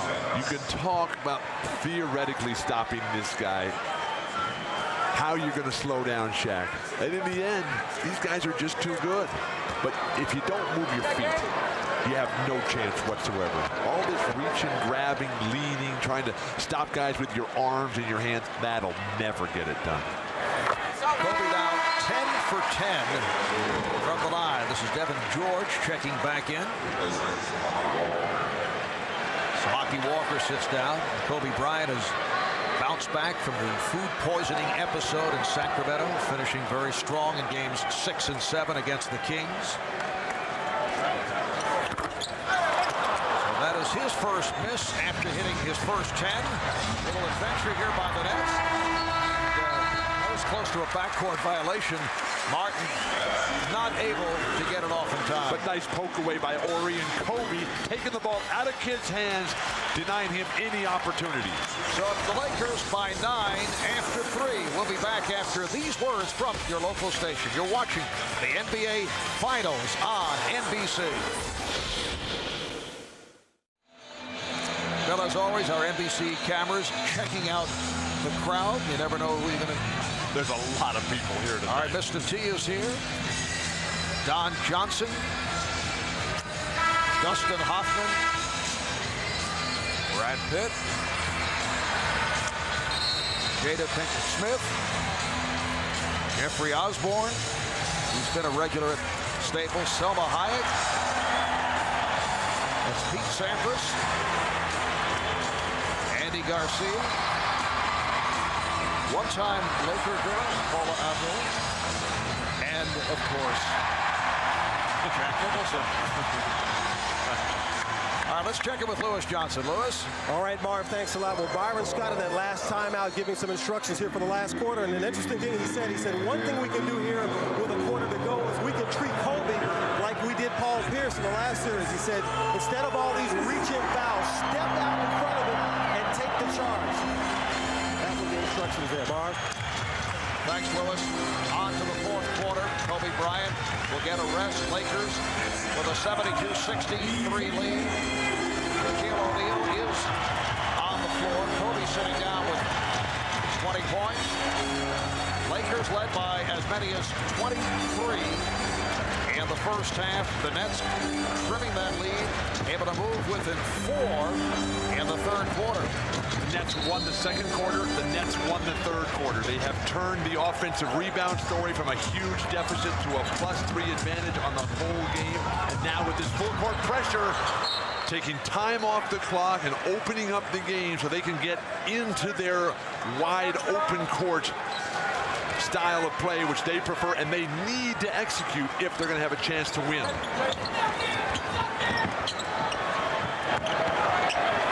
Shaquille O'Neal off the fake. Not able to connect on the tip. Finally, a rebound for New Jersey. Jefferson being played by Fisher. Kidd being guarded here by George. Harris to the crossover. Harris trying to go glass. And O'Neal on the rebound. All that penetration, that should be right at Shaq, but not to shoot, to lay it off to somebody. Shaq's got a real mismatch here. Horrendous post-entry pass. An attempted lob by Fisher. Jefferson able to finish. So the Laker lead is down to 7. Jefferson has not played a special game tonight, but he hasn't tried to do too much. Played a very disciplined, under control game, waiting for it to come his way. Foul on Jefferson, that is his third. Jefferson has played 18 minutes. Not able to get into the flow. He's attempted only 2 shots and hit both. And George is fouled. Will the basket count? Yes, it does.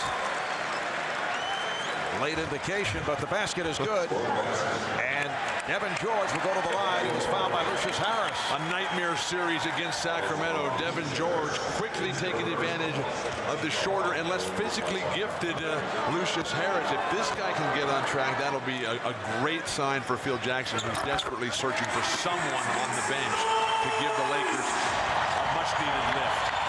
Three-point play for George. Lakers up by 10. Just getting started in the fourth quarter. Game 1 of the NBA Finals. Jefferson. Aaron Williams on the rebound. The way New Jersey got into that play, that was a thing of beauty. Dribble handoff, weaves out in front. They're coming right back to it. Stay with what's working for you, but make a shot from the perimeter. Van Horn does just that.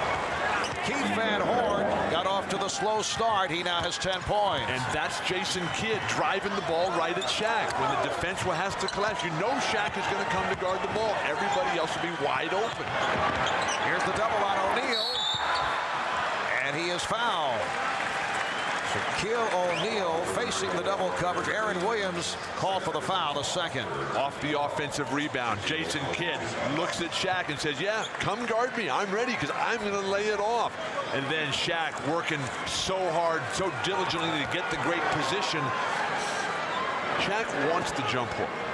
That's his training. That's his mindset. You got to be up a little higher. Now, granted, he is terrific at drop step and throwing it down on the dunk.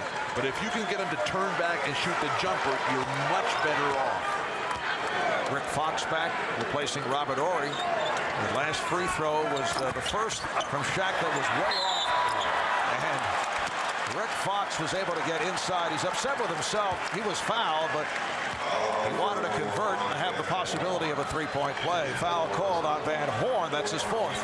Upset with himself, Byron Scott should be tearing his hair out. Shaq finally misses a free throw, and you allow Rick Fox to get an offensive rebound, and Van Horn picks up his fourth foul. Now that's a mental breakdown. That can cost you a game and ultimately the championship. That was team foul number 4 on the Nets. The Lakers do not have any. Here's Kobe Bryant making his return, replacing Derek Fisher. Rick Fox, following several quiet games in the series against Sacramento, came on strong in games 5, 6, and 7. The pace of this game, I don't see Shaq coming out the rest of the way. No need for a rest here. All the timeouts.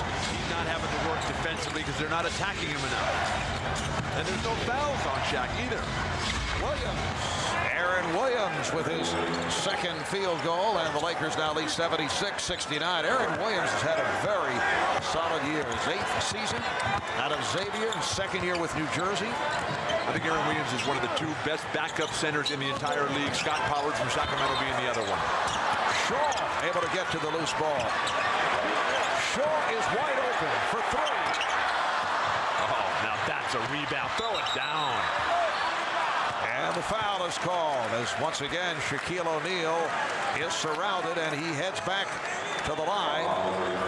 The Nets with their 5th team foul. Aaron Williams called for his 3rd. Let's go to Jim Gray. Jim.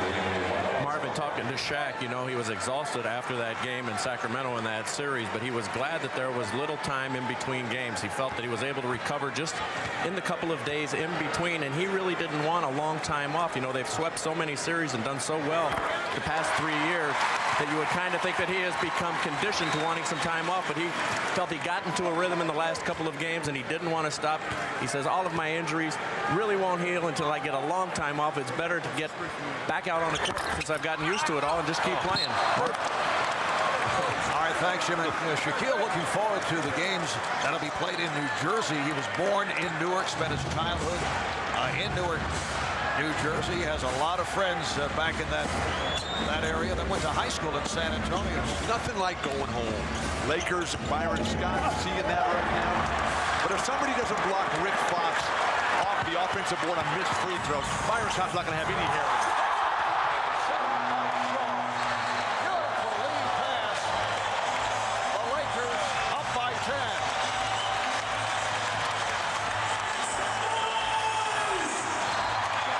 Byron Scott calling for time. 8:55 remaining in the fourth. New Jersey gets so close, and then these dagger-type plays, these emotional plays that change everything. They say no matter what you guys do, you can't stop this. As Kobe high above the fray, throwing it down once again.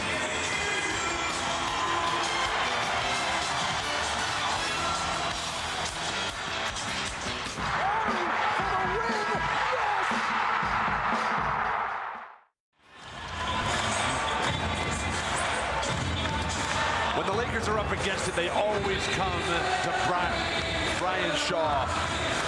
The basis of any offense is your ability to back cut, and you put that ball right on the mark.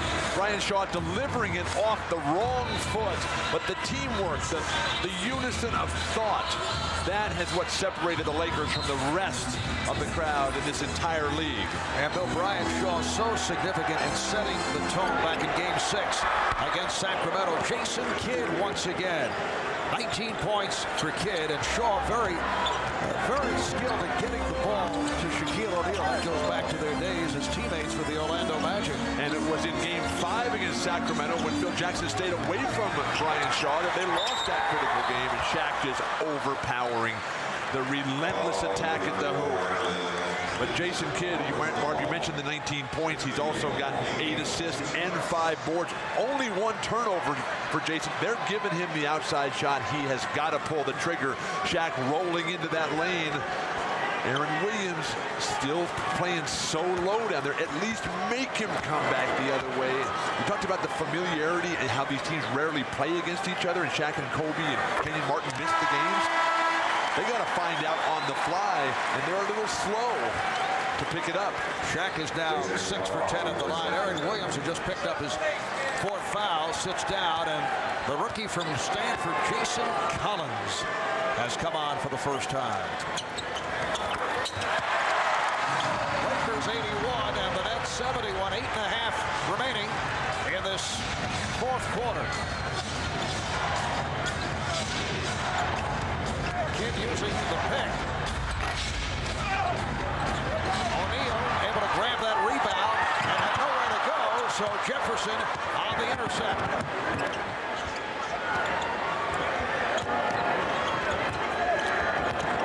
Jefferson stopped by Shaw and then draws the foul. What Jefferson did that time, he didn't have a play and they were backed off him. He's not looking to take his outside shot, and that's okay. But in that situation, drive the ball to the elbow and then turn it back with the reverse pivot. You'll either have a move for yourself or, better off, lay it down to someone who's flashing to the ball. Foul on George. Only the first team foul committed by the Lakers. Here's Jefferson. O'Neal getting possession on Collins. 10-point Laker lead. They led by as many as 23 in the first half. The Nets able to get back into it. Although at one point it looked like it would be a rout. O'Neal not able to hit. And back comes Harris. Lakers get back though. Hard to see how that's not an offensive foul. Elbow of Shaq right into Collins' head, who seemed to play him very well, much better than Aaron Williams played. Welcome to the NBA Finals. Bam. If you're standing there as a defensive player and the offensive guy runs you over, that has got to be a foul. Foul on Shaw. Now Ori is back. Coming on for George. 7.5 remaining in the 4th quarter. 10-point Laker lead. Collins rejected and fouled by O'Neal. That is only his first foul. That's what's great. Remember when Charles Barkley and Magic would play, and they'd be involved in every single play, as Shaq is. And then finally, in the 4th quarter, with 7:25 to go, oh, that's your first foul. Collins, a 70% free throw shooter. Jason, the first-round draft pick of the Houston Rockets, was acquired in that deal for Eddie Griffin. Very good trade for New Jersey. Now, Griffin is a good player. Made the second-team all-rookie team this year for Houston. But to get Collins, Richard Jefferson, and Brian Scalabrine, who sits the bench at a USC, this guy, I mean, that was a shrewd move by Executive of the Year, Rod Thorne, in putting this squad together. You get 3 for 1 who all can contribute and all think and play with Jason Kidd. Really. So Rod, the one-time czar of discipline in the NBA. That is now Stu Jackson's job. 81-72 Lakers. Coming up on 7 minutes remaining in the 4th. Bryant thought he was fouled. Lost it to Kidd. Here's Harris with Fox back. Fox went for the ball, but he's called for the foul. Lucius Harris does not have blinding speed. The acceleration and the explosiveness comes from Jason Kidd. Jason Kidd, an outstanding defender. Strips the ball down low. You got to leave with your elbow in that situation. Rick Fox, just back off. Just back off and just stand up over the top. You got size, strength, and athleticism over Lucius Harris, who's not a strong finisher. Jason Kidd's 3rd steal, leading to that opportunity with the free throw. Like Sacramento, you got to play flawless in the things that are easy. like making free throws. Sacramento 16 for 30 in that final game. Ouch. Nets now 9 for 20 from the line. 8-point Laker lead. Shaw being pressed by Harris. Sean Bryant in the backcourt now with Ori, O'Neal, and Fox up front. Here's Fox, stopped by Van Horn.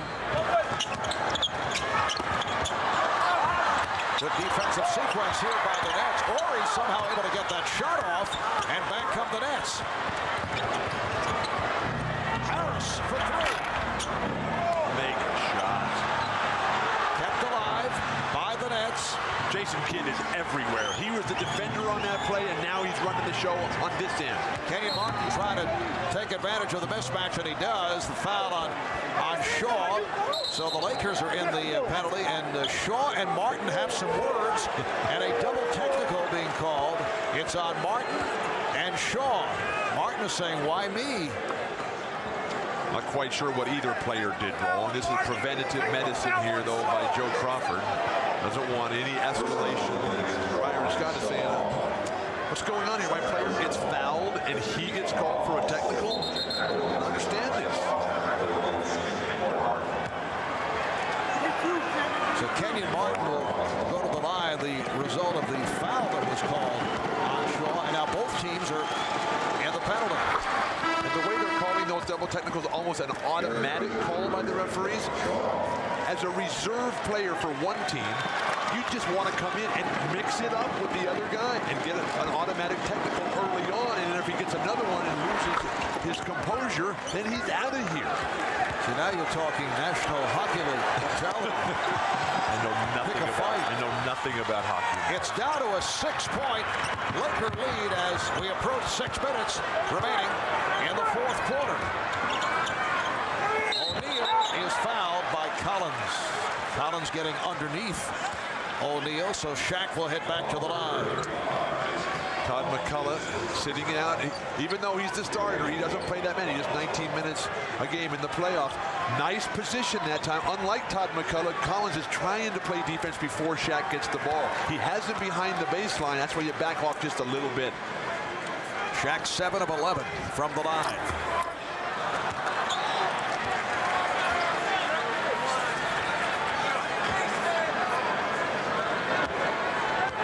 Shaq 3 of 7 at the foul line in this fourth quarter.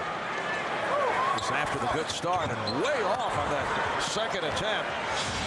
What did he tell us yesterday about the Statue of Liberty? Oh, Jason Kidd had the foot on the line. It's a two-pointer. Nets were looking for a three. The Nets are within 4. They got within 4 in the third quarter. Now a sense of urgency has set in for the Lakers. O'Neal to the drop step. And the Lakers get the new 24. Where is the weak side rebounding? Here's the lob. Look out. Oh, Collins took a hit from behind from O'Neal, but that was after the foul was committed by Jason Collins. And that's what makes Shaq so difficult to defend here. He's coming to the ball, but Jason Kidd in transition, foot clearly on the line there. Joe Crawford on top of the play. And then when Shaq flashes to the ball and then reverse spins, there is nothing you can do other than get underneath them in the foul call.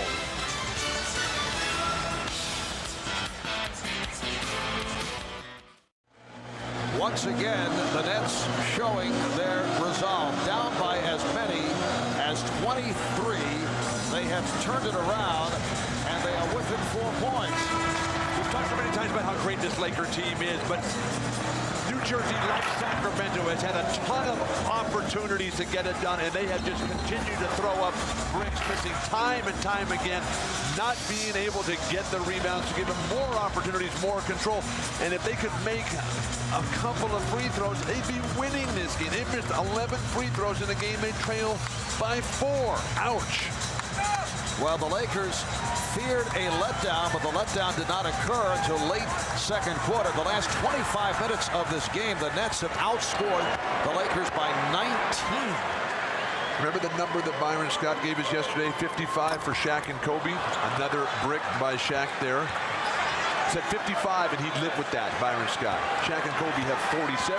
You mentioned earlier that they might get that 55 in the first half. They have really slowed down.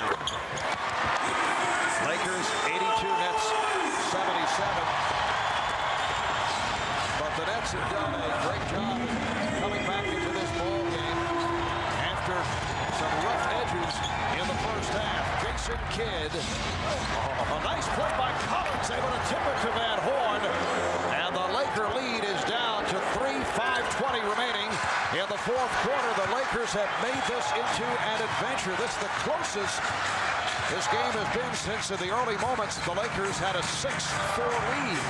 O'Neal putting the ball on Collins, and last touched by the Nets. Jason Collins playing some ball out there.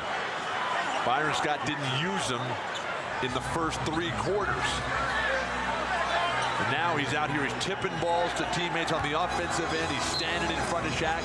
He's willing to fight. Are there any other Nets who are willing to do the same? Shaquille O'Neal getting the roll. Shaq has 28, Lakers 84, the Nets 79.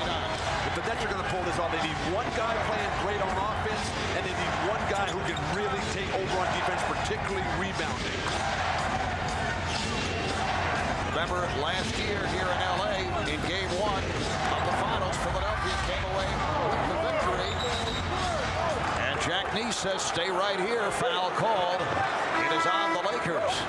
Both teams in the penalty. Fox has picked up number 5. The double clutch by Kenyon Martin takes him out of the play. Phil Jackson, you see the concern, the uncertainty, the seeds of doubt. Lakers do a good job here. Shaq just flying by as well as Ori, forcing him the double clutch. Martin, he's got to put his body on the line out there. Just get in the air, put some fouls on these guys. Kenyon Martin, a 68% free throw shooter during the regular season, now 5 for 8 on the evening. So the Lakers now lead by 4. It is back to a 3-point Los Angeles lead. Just under 5 remaining in the fourth. Kidd again putting the pressure on, but Kobe able to protect that dribble. Here's Bryant. Fox trying to set a pick, and a foul is called on Van Horn. Byron Scott can't believe that. 5 fouls now on Van Horn. Van Horn appeared to just be standing there already positioned. Fox just ran right into him. Don't understand why the defensive player has to move out of the way, a position he's already established.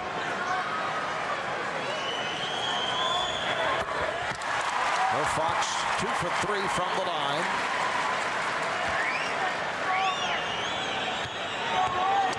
He must have had a better view than I did. Yes. Interesting that Byron Scott is going with Lucian Taylor instead of Kerry Kittles down the stretch here. Kerry Kittles 3 for 7. Got off to the good start. And then fading, so he is sitting down. Van Horn. Rebound O'Neal. They need a big play from Van Horn. He had it in the decisive game against Boston, the big 3-pointer from deep in the corner. That's what they need right now to give everybody the life and the confidence. That was the biggest shot of his NBA career. O'Neal backing his way. Lakers 88, Nets 81 with 3 minutes, 53 seconds remaining in the fourth. The Nets take a 20-second timeout.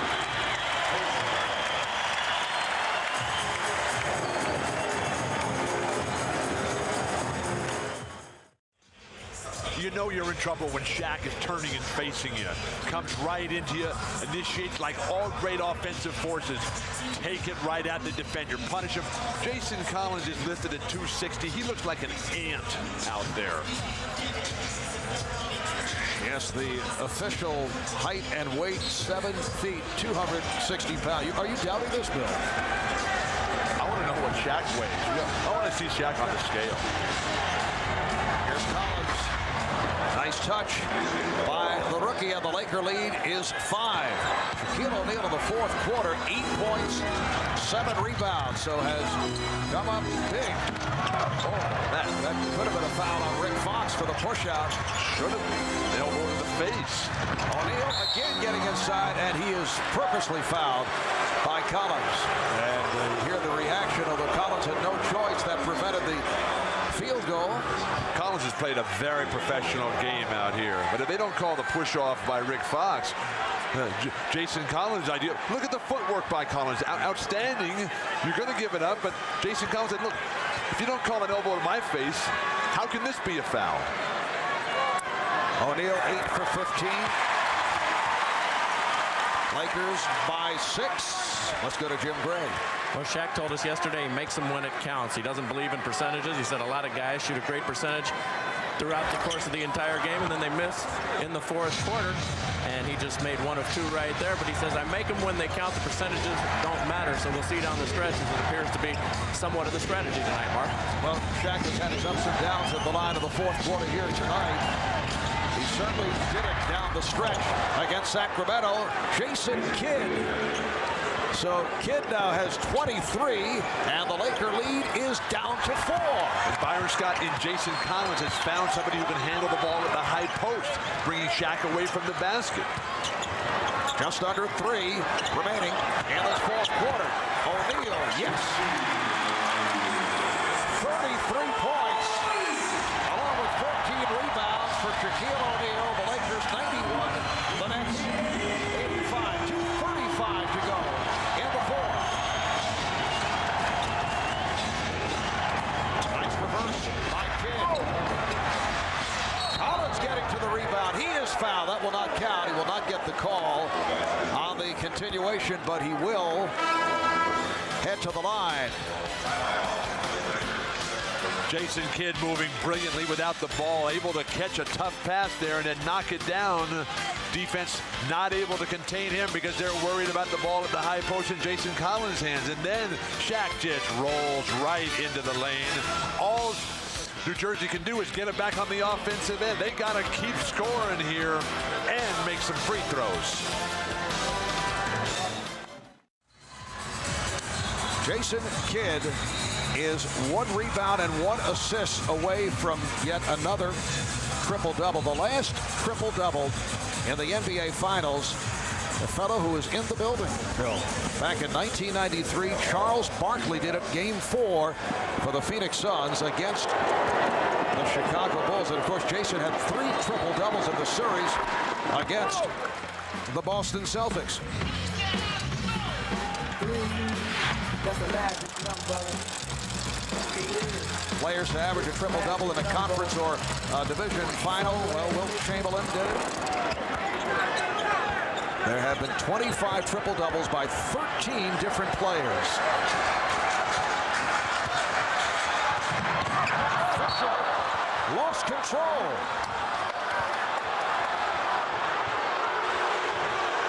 With 2:24 remaining in the fourth quarter, the Lakers with a 91-87 lead. Here's Kidd. Collins. Van Horn. And apparently stepped out of bounds. Van Horn backing up. You saw Robin Horry pointing at Van Horn's right foot as he backed away. They did so many things right, and then just a little mental mistake. And Jason Kidd, an extraordinary defender, trying to take time off the clock against Kobe. Just under 2 remaining in this fourth quarter. At one point of the first half, the Nets were down by 23. Collins reaching in, making contact, and picks up number 4. He waited so long. He had Shaq up against the shot clock. Basically, Shaq has to be a shooter, holds his position, has everything going his way, and then the wild swipe at the ball just hits Shaq in the back of the head. An easy play to call. O'Neal 5 for 12 from the line in this fourth quarter. Not good.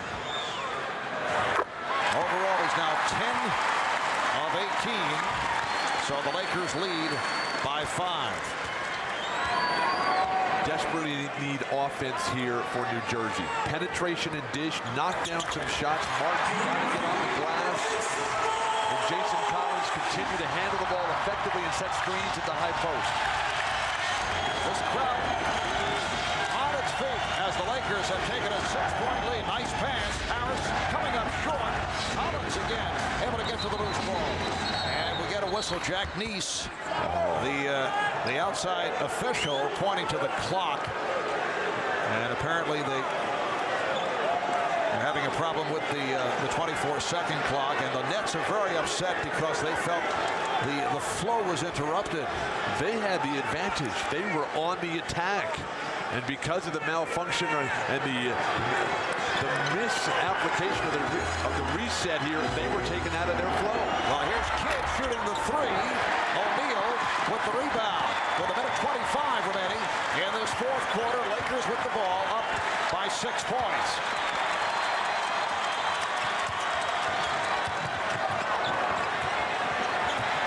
Bryant, nice pass. Fox lays it in.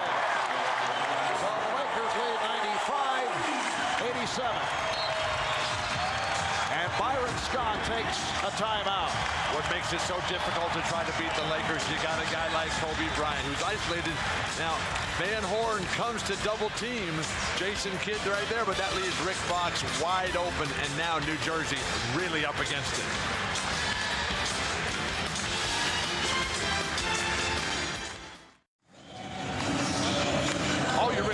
Life is a chance, and the Nets have had a myriad of chances here with a 6-point deficit. Jason Kidd has a chance to cut it to 3. Clank, and no offensive rebounding as Shaq just zoning it up. And then with Kobe isolated here, the double team comes, allowing Rick Fox to get a wide open layup. That's championship level ball movement. And now what can Byron Scott do? What little hair he has left. Kenyon Martin had a good stretch there in the third quarter, but right now they've got to rely on their MVP, Jason Kidd, creating. Harris taking from Kidd. So the Lakers now lead 95-89, a minute remaining in this fourth quarter, and Joe Crawford once again over at the scorer's table to hold up play. They had a problem with the 24-second clock. Now both teams in the penalty. They have been in for a good portion of this fourth quarter. Nets have 1 timeout remaining. Lakers have 2 and a 20. Incidentally, Kidd picked up an assist in setting it up for Harris just a moment ago. That's 10 assists, so he's 1 rebound away from a triple-double. Now Van Horn with the pressure on Fox. Down to 50 seconds remaining in the fourth, and the foul is given by Collins. That was a hack-a-shot play. Yeah. That was intentional, and the strategy by Byron Scott, the gamble that Shaq will miss some, stops the clock. Realizing that they need to get that ball back, and possession is critical. Just trailed by 6. They desperately need the big guy to clank one here. O'Neal 12 for 20 from the line for the game, and he's 8 of 15 here in the fourth quarter. But another huge game for Shaquille O'Neal. 36 points, 15 rebounds, and 4 blocked shots.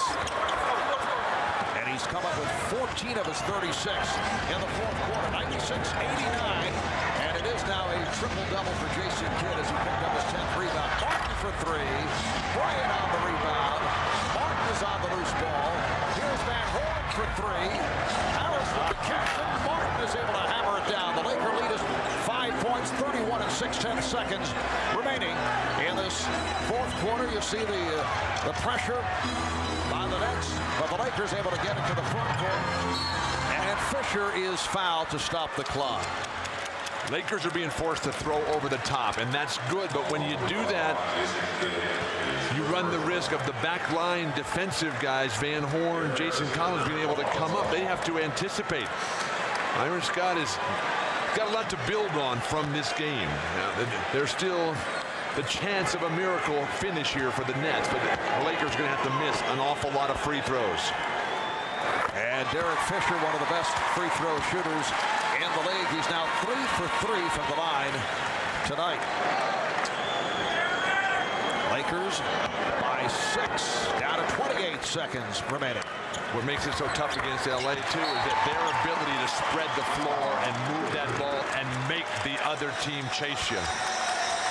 Timeout called by New Jersey. That is their final timeout. And this crowd beginning to file out. Lakers with a 98-91 lead. Game 2 coming up here at Staples on Friday night, and then the scene will shift to the Continental Airlines Arena in New Jersey. Games 3 and 4. It's the 2-3-2 format. There is a game 5. It'll take place in New Jersey, and then if there are games 6 and 7, it's back here in Los Angeles. For the Nets, their first trip to the finals since they joined the NBA in 1976, and Shaquille O'Neal continues on his excellent pace, picking it up in games 6 and 7 against Sacramento, and has done it once again here tonight. Just no stopping the big man. He came to play. He had 16 points right at the top, set the tone, got New Jersey back underneath the basket, back on their heels. Yes, they made a nice comeback here. Jason Kidd had very respectable numbers here, but do they believe that they can take the tempo and the flow away from Los Angeles and actually get a victory rather than a close margin of defeat? Triple-double for Jason Kidd. That has been accomplished 25 times, now 26 by 14 different players. Magic Johnson leading the way with 8 triple-doubles in the history of the NBA Finals. Lakers up by 7. Nets do not have any timeouts left. So they're looking for the quick shot. And here it is from downtown. It's 98-94, 25 seconds remaining. Once again, the Nets look to foul, and Van Horn picks it up. So Keith Van Horn is fouled out, and the Lakers head back to the line with 22.3 to go in this fourth quarter. The guy who inbounds the ball, they can release it anytime they want to Shaq's man. Jason Collins has played an outstanding floor game here. Finally a three-pointer that goes down, but with Van Horn fouling out, Byron Scott chooses to come with Richard Jefferson as opposed to the disappeared one, Kerry Kittles. Van Horn 12 points in his 35 minutes. Fox at 82%. Free throw shooter now 4 for 5. Solid game for Rick Fox, 14 points, 8 rebounds. The Lakers up by 5. Jefferson on the rebound. A Kid looks to race it up. Looking for the 3. Now Martin who hit one just a moment ago. Rebound O'Neal. And here is Ori checking the clock, and instead of scoring, he looks to run it out. The Lakers are hearing it from this crowd as they take game 1 by the score of 99-94. It appeared to be on the verge of a blowout, with the Lakers jumping to a 23-point lead in the first half, but the Nets got back into it. Lakers able to hold on to this game number 1 of the best of 7. Let's go over to Jim Grant. All right, thank you very much, Marv. I'm here with Shaquille O'Neal. Shaq, congratulations on a good game tonight. How is it that the Lakers, up by 23 points, made this an adventure? Well, I think we just got kind of lackadaisical. You know, we don't really know much about this team. Now that we know what they have and what they're going to do, I think we'll be a little bit more focused. This is the type of team they're never going to give up, so we have to do everything right, and we will. Did you just do enough to win tonight? Was that the case? It's all about winning. We could have played better, but, you know, it's all about us. You know, it's nothing that they did. You know, we just messed around, and we just have to pick it up, and we will. You know, it's only our 3rd time playing this team. We don't really know that much about them, but right now we're just trying to win 4 games. We already won 1, so we got 3 more wins to go. Jack, was there any letdown from the great series that you guys had played against Sacramento? Was there a mental letdown maybe? I'm not going to blame it on a mental letdown, so don't be bringing it up. You know, it's all about us just going out there playing team ball, execute, and we just got kind of lackadaisical. I wouldn't blame it on a mental letdown. You know, we don't really know much about the team. Now that we know, we'll pick it up. Don't be trying to make stuff up, Jim. All right. Shaq, congratulations. Good game tonight. Back to you, Marv. All right, Shaquille O'Neal, 36 points, 16 rebounds, 14 of the 36 in the fourth quarter. Kobe Bryant with 22 and a triple-double for Jason Kidd.